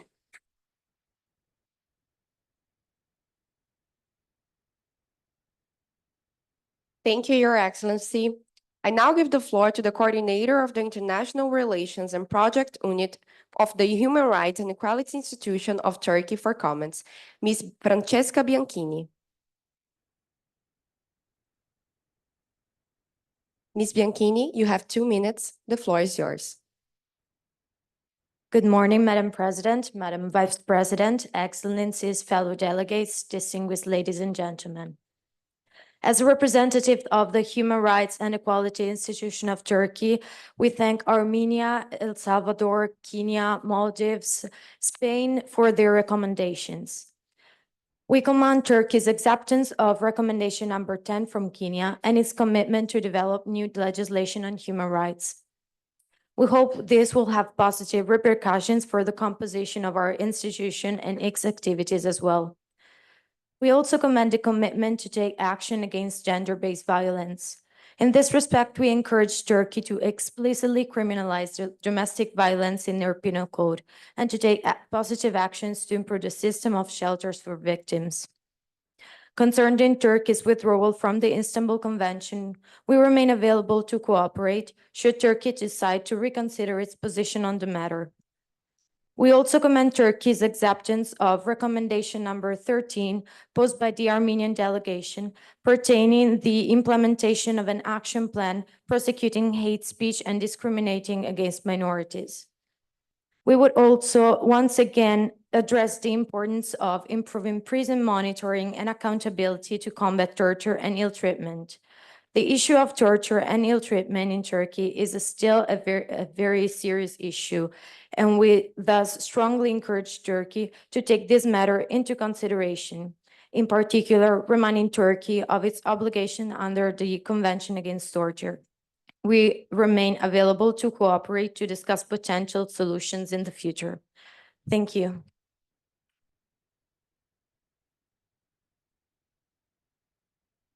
Thank you, Ms. Bianchini. I now give the floor to the observer states to hear their comments about the review of Turkey. Each state will have 1 minute. For this segment, please raise your placard if you wish to comment and wait for a delegation to be called out. We will start with the delegation of Armenia. Please, Your Excellency, you may now have the floor. Honorable Madam President, Vice President, and esteemed Secretary, fellow delegates. As the Armenian government, we are deeply concerned about Turkey's approach to several vital issues. First, we regret that our request to repeal Article 301 of the Penal Code was barely acknowledged. Furthermore, Turkey did not accept the Maldives advice, which we also supported, to eliminate discriminatory sanctions in anti-terrorism laws. These discriminatory behaviors are intrinsically linked to the issue of torture in prison, where a sizable proportion of detainees belong to marginalized minority groups. We also join El Salvador in pushing Turkey to ratify the Framework Convention for the Protection of National Minorities, which has unhappily been recognized despite its direct significance to minority rights. Finally, we urge Turkey to take effective action to combat gender-based violence, including strengthening legislative protection and ensuring real action against this widespread problem. Thank you for your attention. Thank you, Your Excellency. I now give the floor to the delegation of El Salvador. Your Excellency, you have 1 minute. Thank you, Madam President, Madam Vice President, fellow delegates, distinguished secretariat, and honorable representatives of the civil society here present. The delegation of the Republic of El Salvador welcomes the delegation of the Republic of Turkey and thanks them for the presentation of the item 6. El Salvador would like to reinforce its position on the ratification of the Council of Europe's Framework Convention for the Protection of National Minorities number 12 to the European Convention on Human Rights as an important mechanism for the protection of minorities. However, moreover, the delegation of the Republic of El Salvador is optimistic on the outcomes of Turkey's efforts on ensuring inclusive spaces for all children and adolescents. Thank you. Thank you, Your Excellency. I now give the floor to the delegation of Kenya. You have 1 minute. Thank you, Madam President. We would like to thank the delegation of Turkey for the presentation of their addendum. Kenya commends Turkey's efforts to strengthening human rights institutions and human rights education. The delegation of Kenya hope that Turkey will continue to follow up on the progress of the judicial reform programs and ensure that judicial reform holds its rightful significance in enhancing judicial transparency and efficiency. Thank you. Thank you, Your Excellency. Now I give the floor to the delegation of Maldives. You may now comment. Madam President, Madam Vice President, ladies and gentlemen, distinguished delegates. The Maldives wishes to extend its gratitude to the Republic of Turkey for accepting our recommendations during the Universal Periodic Review. We are honored, especially taking our recommendations for improving efforts to ensure inclusive education and promoting the social development of all children and adolescents. The implementation of the Child Rights Protection Act has been a major step forward for Maldives. To monitor compliance of this act, the Child Rights Protection Council and the Office of the Children Ombudsperson were established in our state. The Maldives is ready to assist Turkey in this regard. We will be honored to do so. Esselamu alaikum ve rahmetullahi ve barakatuh. Thank you, Your Excellency. Now I give the floor to the delegation of Spain. Your Excellency, you have 1 minute. Thank you, Madam President, Madam Vice President, fellow delegates, and esteemed colleagues. Spain appreciates Turkey's participation in this exercise and the acceptance of a number of recommendations. However, we would like to express our concerns on a few matters. We do realize that re-entering the Istanbul Convention is not one of your government's priorities currently.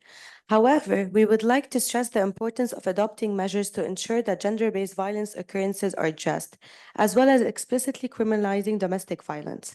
In light of the above, we would like to inquire about the measures the Turkish government has taken or will take to combat gender-based violence. Furthermore, we would like to highlight the seriousness of protecting freedom of speech for all. Finally, Spain would like to mention the mistreatment of detainees who experience torture and ill treatment in prisons. We urge the Turkish government to address these human rights issues and again thank them for their collaboration and engagement in the UPR. Thank you, Your Excellency. Now I give the floor to the INGOs for any comments. For this segment, please raise your placard if you wish to comment and wait to be given the floor to speak. Please note that you have 1 minute to speak. The list of speakers will follow the alphabetical order.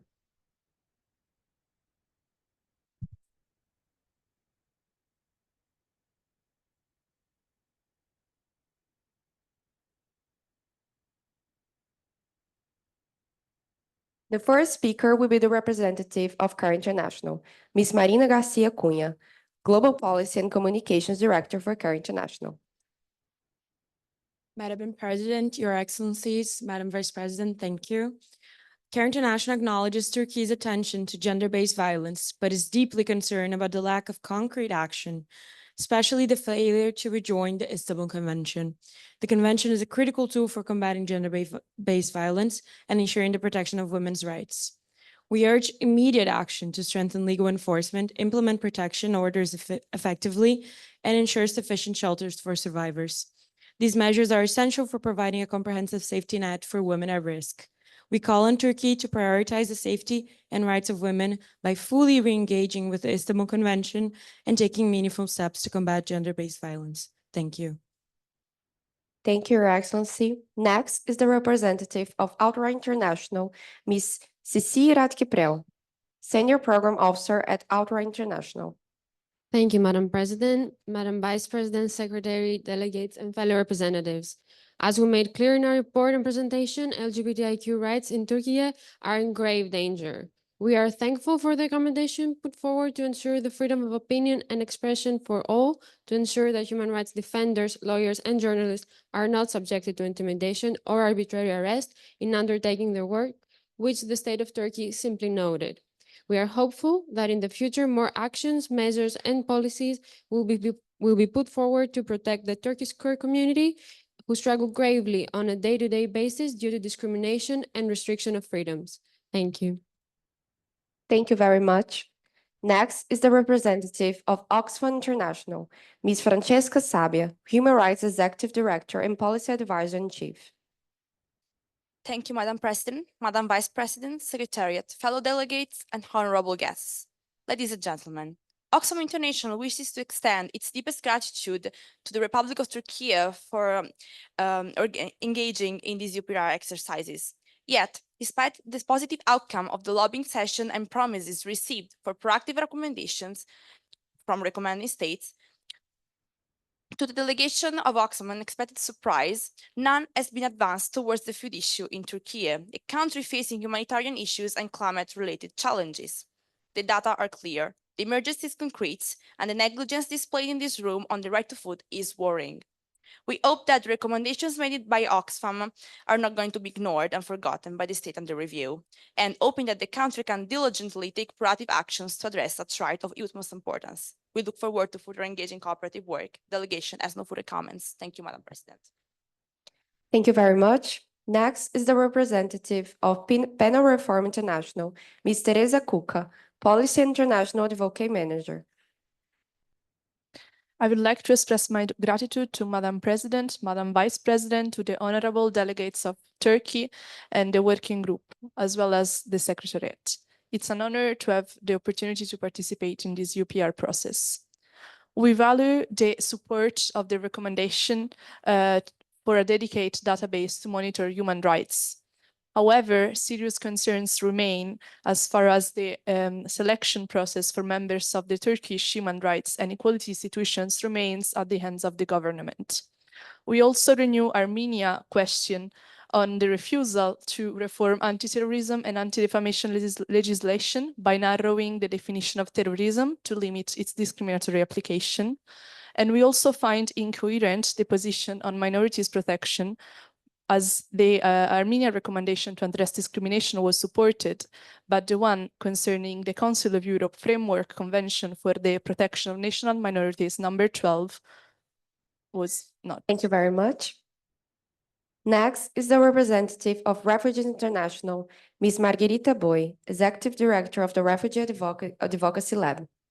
Thank you, Madam President, Madam Vice President, and distinguished Secretary. The delegation of Refugees International commends the efforts and cooperation demonstrated by the country during the review process. While we welcome the acceptance of recommendations regarding Syrian refugees, we remain deeply concerned about the ongoing challenges. Millions of migrants, including Afghans, Armenians, and individuals of other nationalities, continue to face severe hardships, lacking access to basic necessities such as water, food, and shelter. We strongly urge the country to maintain its commitment and intensify efforts to address these pressing issues effectively. Thank you. Thank you, Your Excellency. Are there any further comments? This concludes the list of speakers of the stakeholders. I now give the floor back to Turkey for its final remarks. Your Excellency, you have 2 minutes. The floor is yours. Madam President, Madam Vice President, esteemed Secretariat, distinguished delegates, on behalf of the Republic of Turkey, I shall express our constructive dialogue and valuable contributions during this review session. We kindly acknowledge the recommendations, questions, and remarks shared by our peers in a way that reflects our continuous commitment to the human rights journey globally. We hereby provide our thanks to the Troika for the dedication and the diligent effort, and to the President of the Human Rights Council for their guidance, ensuring that all participant states provided a very good constructive engagement. We will continue to move forward with the responses after the session, progressing to address many of the recommendations and comments during the session and so forth. Our replies will be based on our national priorities as well as the reality of the society that Turkey is in, combining our international and also internal obligations. We also wish to address the recommendation of the Istanbul Convention as we reiterate that is not part of our values as a society. We can proudly express that our legislation is strong and based on common values within the state, and it gives comprehensive protection for those in need. Plenty of the remarks and recommendations have been taken into consideration, and we look forward to implementing and adapting into our circumstances. I must emphasize the 12th Development Plan and the Law number 6284 that provides protection and criminalization for domestic violence. Turkey comprehends this opportunity to reflect and improve, confronting traditional ways and understanding the achievement as a whole. We value this session to enhance our collective wisdom, not only as a state, but as an important part of the international community. Once again, we extend our gratitude to the working group and all participant states for the constructive engagement. We look forward to continue this vital dialogue as we implement our commitments. Thank you.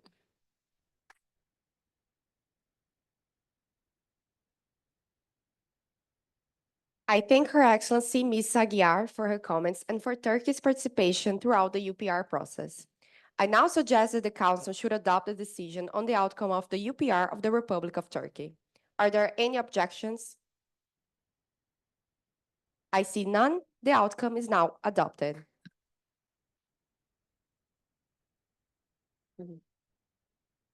With the adoption of the outcome of the UPR of Turkey, we have concluded the review and approval of the outcome of the UPR for the 6 states under review during the Padova Model UPR.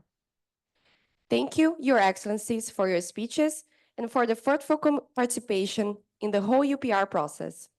I now propose that the Council adopts the decisions on the outcomes of the Universal Periodic Review of Armenia, El Salvador, Kenya, Maldives, Spain, and Turkey. Are there any further comments or questions to be made from the floor? Are there any objections?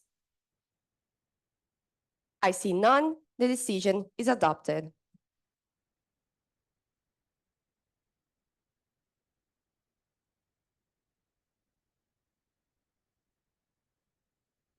The regular session of the Human Rights Council, item 6, is now closed.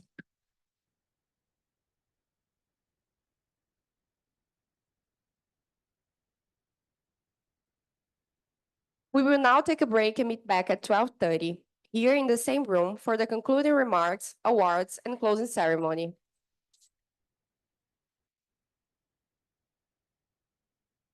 Before you leave the room, all participants are invited to fill in the form that has been projected on the screen. Please vote according to your opinion for the best team according to participants award. You cannot vote for your team, but the best performing team throughout the entire simulation according to your judgment. You will have 10 minutes to decide before we leave for the break. We will meet again at 12:30. See you shortly.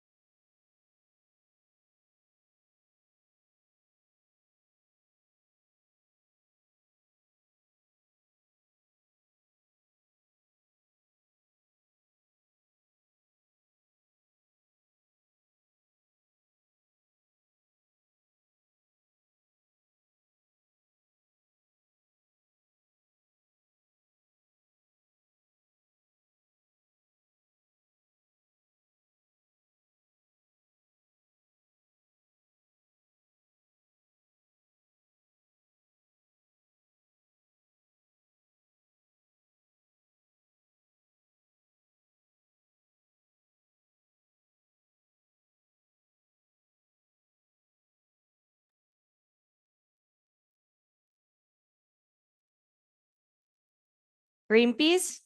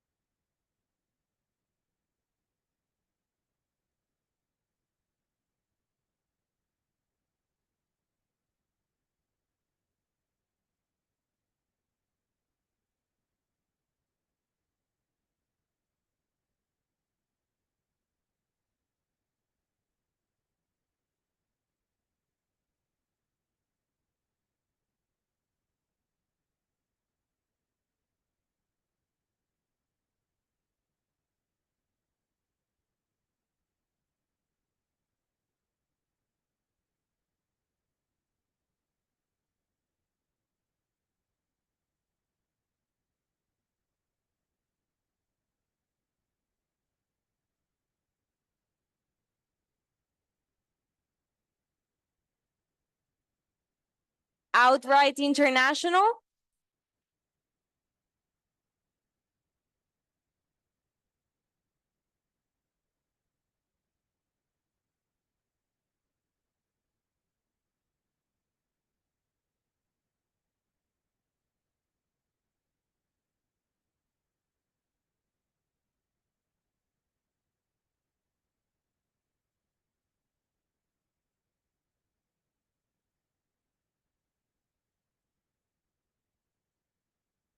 Oxfam International,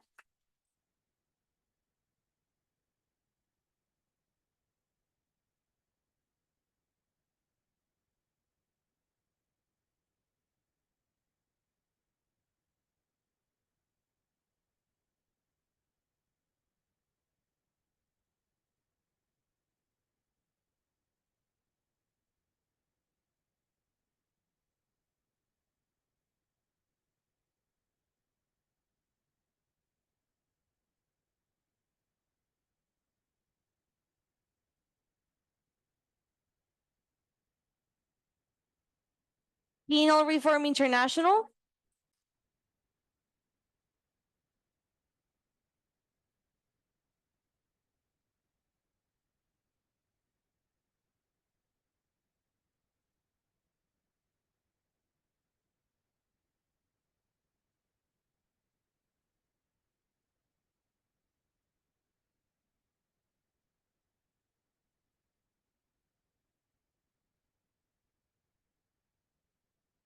and Refugees International.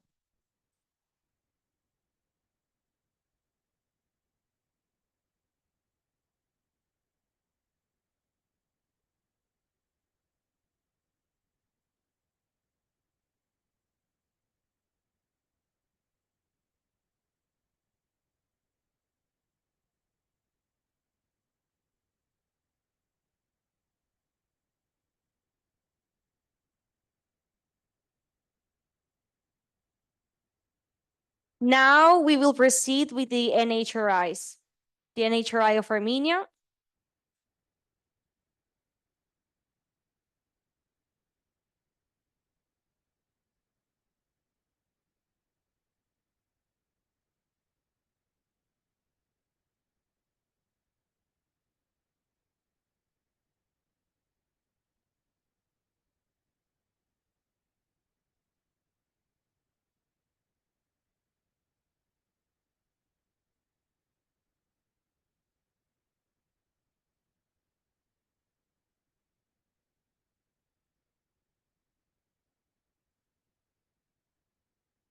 the NHRI of El Salvador,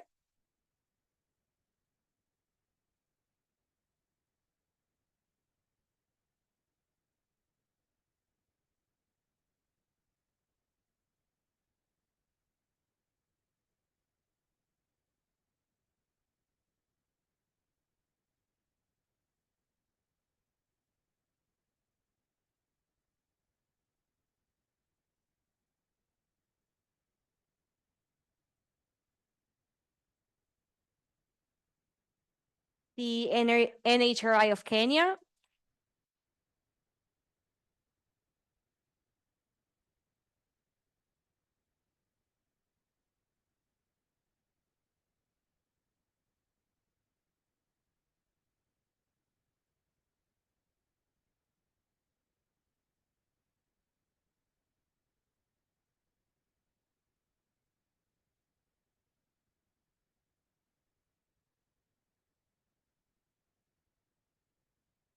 the NHRI of Maldives,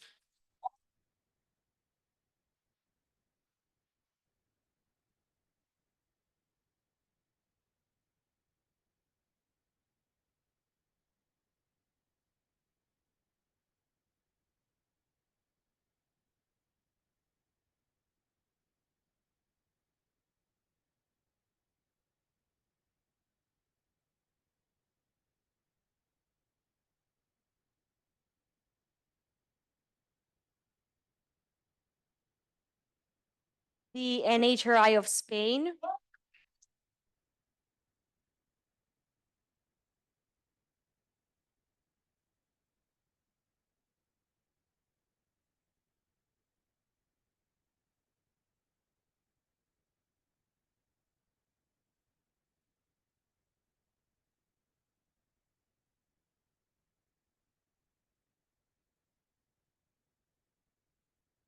the NHRI of Turkey,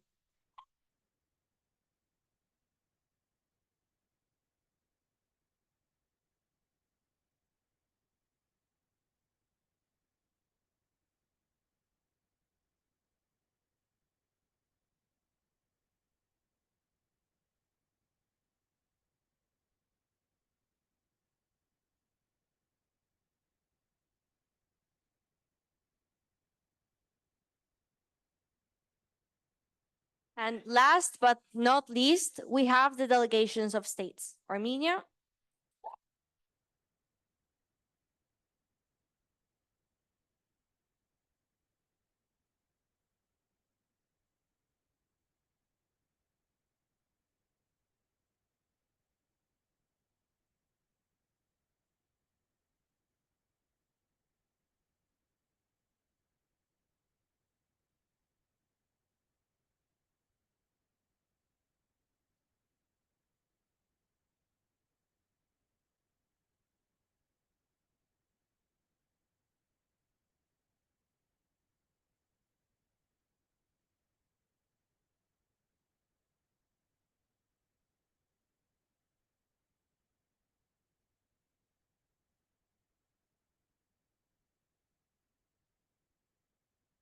El Salvador,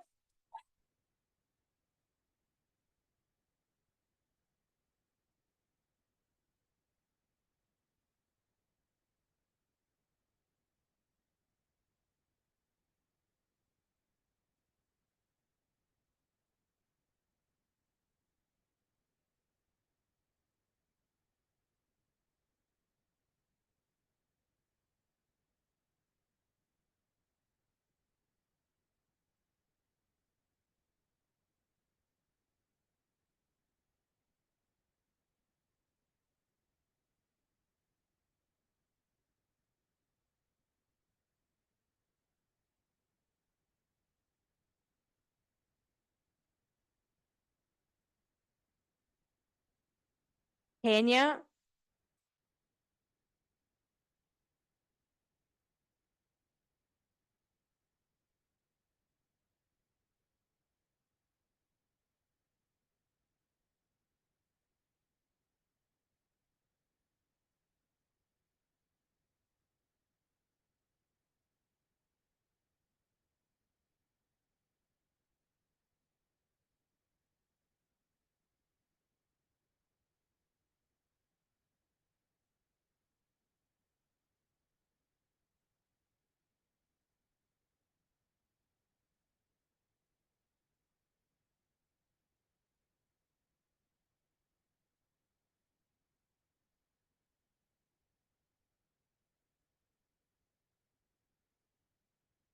Maldives,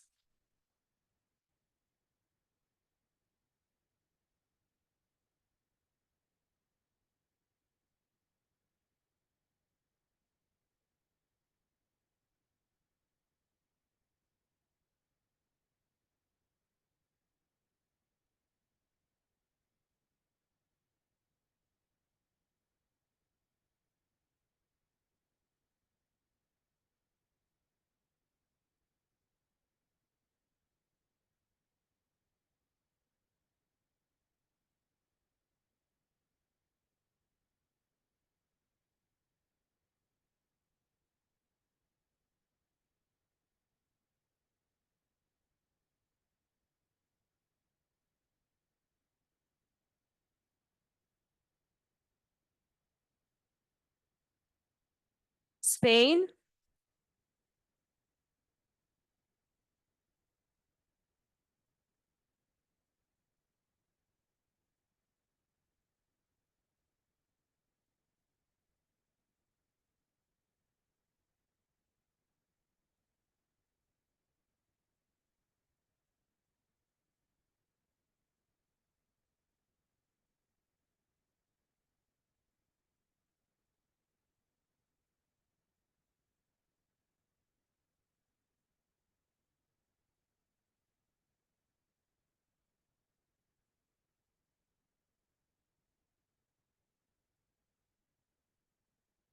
and Turkey.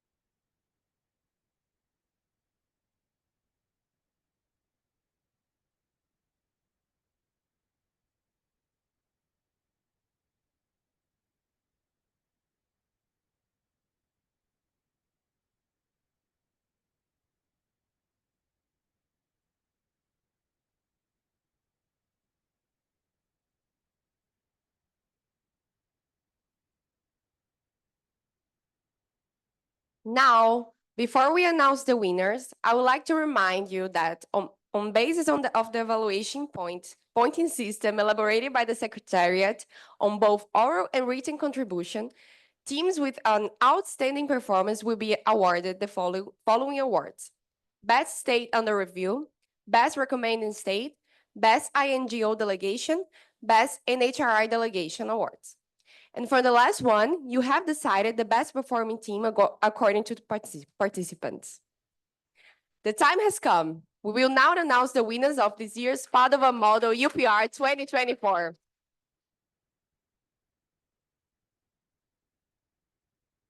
First, we will now instruct you on how to react if you are a winner. Only and only the first place will get the award. So if your team is the first place winner, please come to the podium to allow us to take a picture of you and give you the award. We will start with the Best State Under Review Award. For the best state under review, the third place goes to Turkey.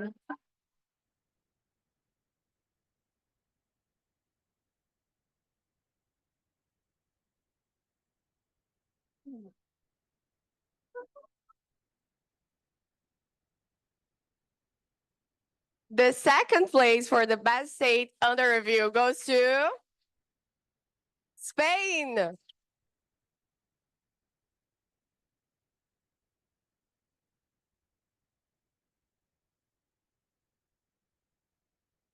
Now, the first place for the best state under review. Okay. This team has displayed a profound knowledge of the national human rights issues of their state they represented, exhibited a synchronized team strategy, and approached their respective state critically, realistically, and in a diplomatic, authentic way, both in addressing questions, in the recommendation decision-making process, and in the addendum. Therefore, the best state on the review award goes to Maldives.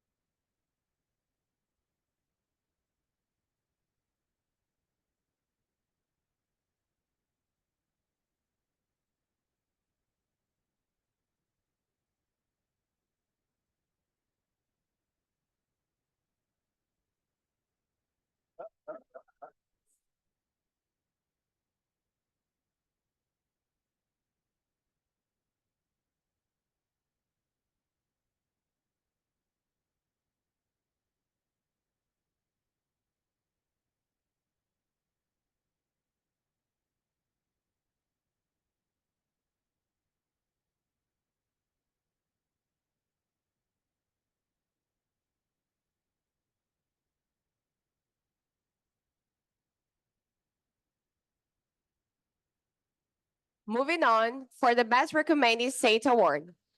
The third place for the Best Recommended State Award goes to Spain.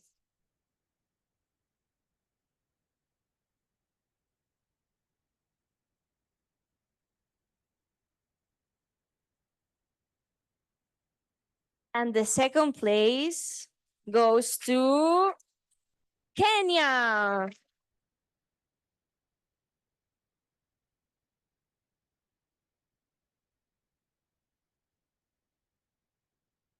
Now, moving on to the first place, this team has displayed a profound knowledge of the national human rights issues of the state they were representing and the states they reviewed, expressed themselves realistically and in a diplomatic, authentic way during interactive dialogues and lobbying, professionally performed speeches and comments, and professionally drafted the required documents. So, the Best Recommended State Award goes to Maldives.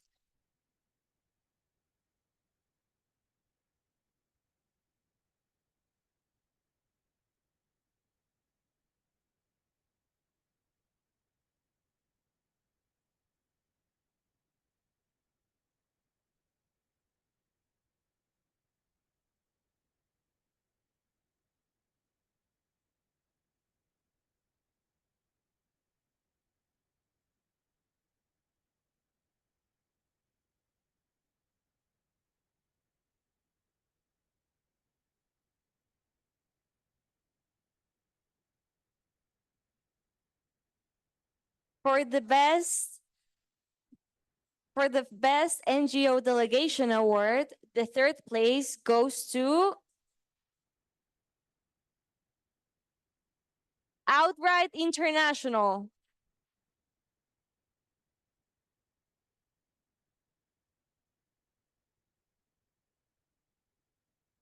The second place goes to Oxfam International.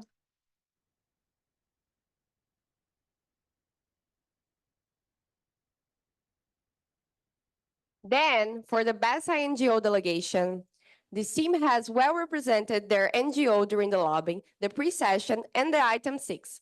They have demonstrated a good knowledge of the national human rights issues of the represented states and an exceptional understanding of the human rights advocacies. So, the Best NGO Delegation Award goes to CARE International.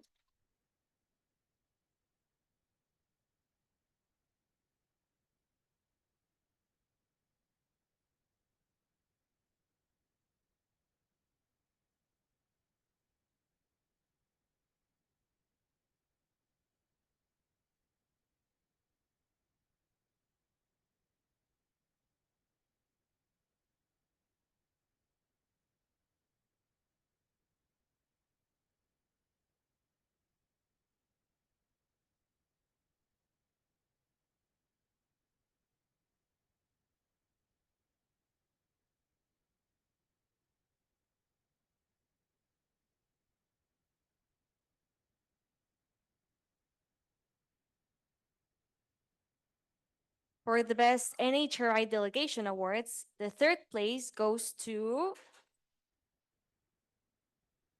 the Human Rights and Equality Institution of Turkey.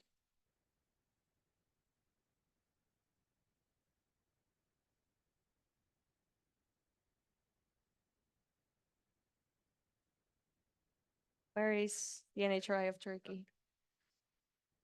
Ah, no, sorry, got confused.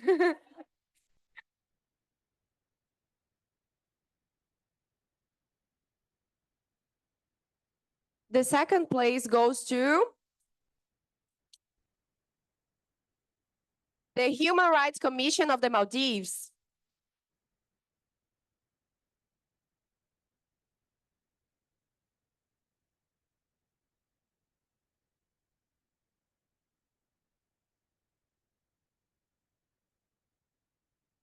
Now, for the best NHRI delegation, this team has adequately represented their NHRI during the lobbying, the pre-session, and the item 6. They have demonstrated that good knowledge of the national human rights issues in their written submissions and an exceptional understanding of human rights advocacy during the simulation. So, the best NHRI delegation award goes to Kenya National Commission of Human Rights.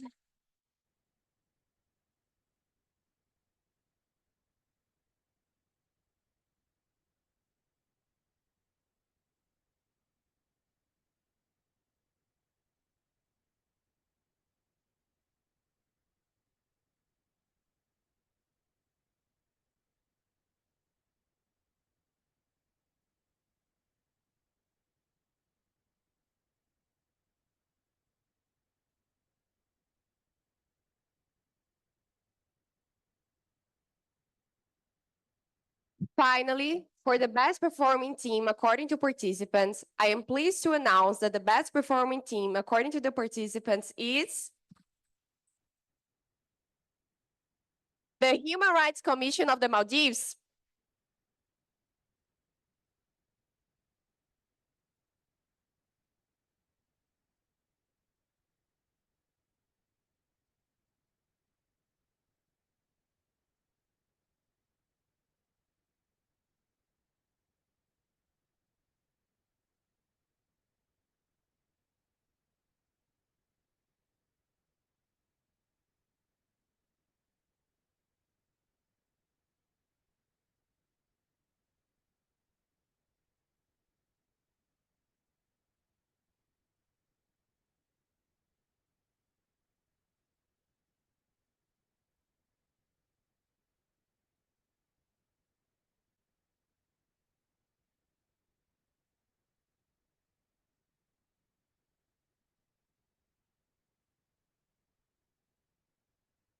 Congratulations to everyone.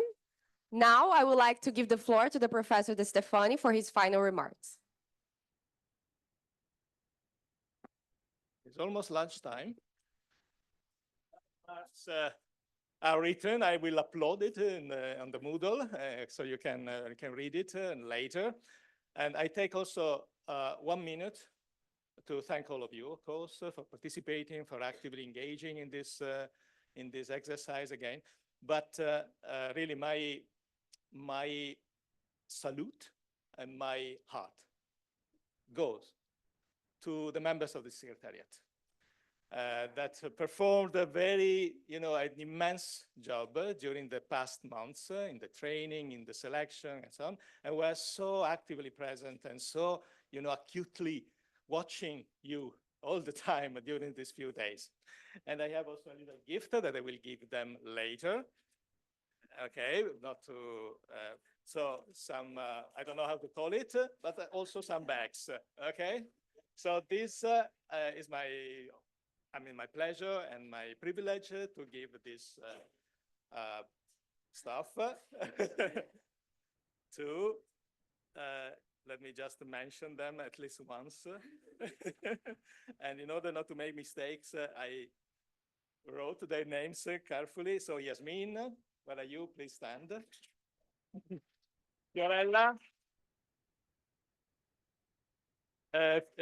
Lais. And Abdo, where are you? Okay. Lara, please stand, Lara. Irene, Maria Beatriz, Caroline, here you are, and Fiorella. It's you. And of course, let me also remind that there were 4 or 5 people also participating in the Secretariat that couldn't make it to come to Padova in these days. So gratitude also goes to Michelle, to Anna, to Thomas, to Michaela, and to Sophia Louise.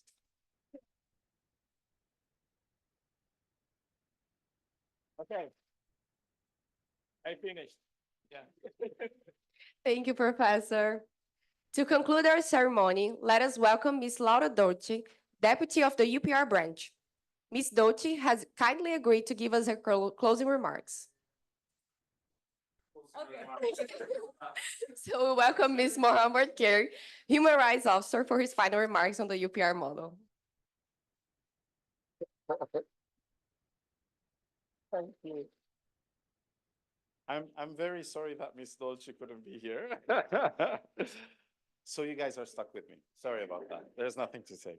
Well, distinguished Professor Paolo De Stefani, um, professors, students of the Università degli Studi di Padova. I'm addressing you on behalf of Mr. Guillaume Gefa, chief of the UPR branch, who unfortunately, due to professional commitments, could not be present here today. He conveys his sincere gratitude to all the students, the participants, the faculty, for all of us, for Guillaume, Laura, myself, and colleagues. It has been a real honor to accompany you and somehow be participant of this wonderful conference. And your performance during the interactive exercise has been absolutely remarkable. I congratulate all of you, teachers and students, for the excellent role that you have played as chairs of the working group and representatives of NGOs, NHRIs, states under review, and the other states, of course. Your thorough and accurate preparation and inspiring presentations have been noteworthy, not only in your role of Secretariat of the UPR, but also substantively in terms of in-depth research on the human rights and political situation of the countries that you have reviewed, and on progress made, challenges faced, and existing gaps in the implementation of previous recommendations. Your level of engagement, professionalism, and eloquence is commendable. Your interventions as representatives of NGOs and HRIs, as well as delegates of different states, were thoughtful, were realistic, and they made this simulation something that, you know, is very much a resounding success. Your commitment and engagement as young generations is a light of hope in the defense of human rights. And I encourage you to carry on this path. Certainly some of you will be looking into, going further into academia. Some of you might be considering diplomatic jobs and working with international organizations of different types. You're all invited officially on behalf of the branch to apply for internships with OHCHR as well as with our branch specifically. I will also, share the link with the organizers so that they can be distributed to everyone here. But on a personal note, I just wanted to convey how happy I am to be here, how energized I am to be here, how inspired I am. I was really completely overwhelmed by the quality of the presentations, by the eloquence, by the substance, and by the realistic dynamics that this model UPR has taken. I think, our colleagues here have done really a fantastic job at organizing all of this. Thank you very much, and thank you for inviting us and for inviting me. Thank you, of course, for Professor De Stefani, because this is really an incredible achievement. Also, the presentations we heard outside of this exercise left me really, really impressed and very hopeful. I do not recall having these level of conversations when I was doing a master's degree in a similar subject. So it really gives me hope at a time in which we desperately need hope. I personally looked at three things in this exercise, in addition to the different criteria that was used for evaluating. One of them is definitely content and substantive knowledge, because it's, there's a discrepancy always between studying law, studying human rights, the human rights mechanism, and then, how is this all applied in the real world, where you have governments with all their limitations, their strengths, their weaknesses, their histories, deal with the international system and the specific issues that are of concern to them and their populations. And I think that this was, fairly evident from the quality of your presentations and your interventions. A second thing that I think is absolutely important for this exercise is is awareness. It's one thing to recite a nice speech, but I'm sure that in the context of this activity and when you were preparing your statements, your interventions, you started to, perceive a little bit the different points of pressure and stress that diplomats would in real life. You may have situations, as I was talking with the distinguished delegate of Turkey, where you might have to stand up and defend something you don't believe in. You might be in a situation where you are in the room, you're addressing representatives of other countries, but actually you're speaking to an audience at home. You're addressing needs and concerns being expressed by civil society and NHRIs. And be under no doubt that civil society, NHRIs, the media, does exert pressure on governments. Even those governments that seemingly don't care about, freedom of expression or the opinions of human rights group of others, always ask yourself, why are they investing so much in silencing the voices of civil society and the victims if they didn't care, if they didn't feel the pressure? So just the mere fact that in many places there's such an extraordinary effort to silence people, that in itself is a measure of the success and the influence and the power that we all have. And the third point I think that I'd really like to stress is courage. It takes courage to speak up.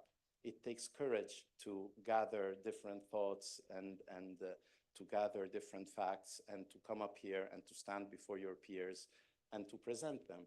And we were discussing how today people appeared a lot more confident and relaxed than the first day I was here on the Wednesday, because of course at the beginning, it takes always a little bit more courage. So kudos also to the distinguished speaker from Armenia for starting, because it takes always, you set the pace and then everybody else tries to adapt a little bit. It's a standard. Some people are like, okay, I'm going to be more this, more that, but somebody needs to take on that role of, setting the standard. And so under all three of these categories, I would give you an A.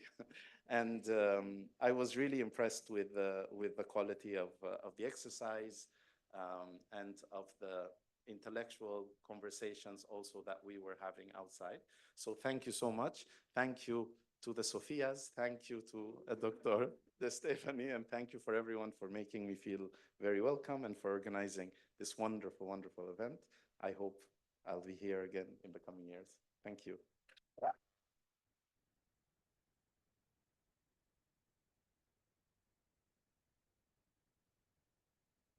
Thank you, Mr. Kaimi. We thank you for your constant support during throughout the simulation process. The Secretariat appreciates your feedback, help, and support. Thank you. Thank you once again to everyone. Congratulations to both winners and participants in presence and in Zoom that have contributed to make this year's Padova Model UPR possible. A special thanks to all the members of the Secretariat, the collaborators from the Human Rights Center at the University of Padova, the catering service from Isola de Caprera, Professor De Stefani, and their amazing support from the UPR Info and the UPR branch in Geneva. The Padova Model UPR 2024 is now officially closed. Thank you all. Good afternoon.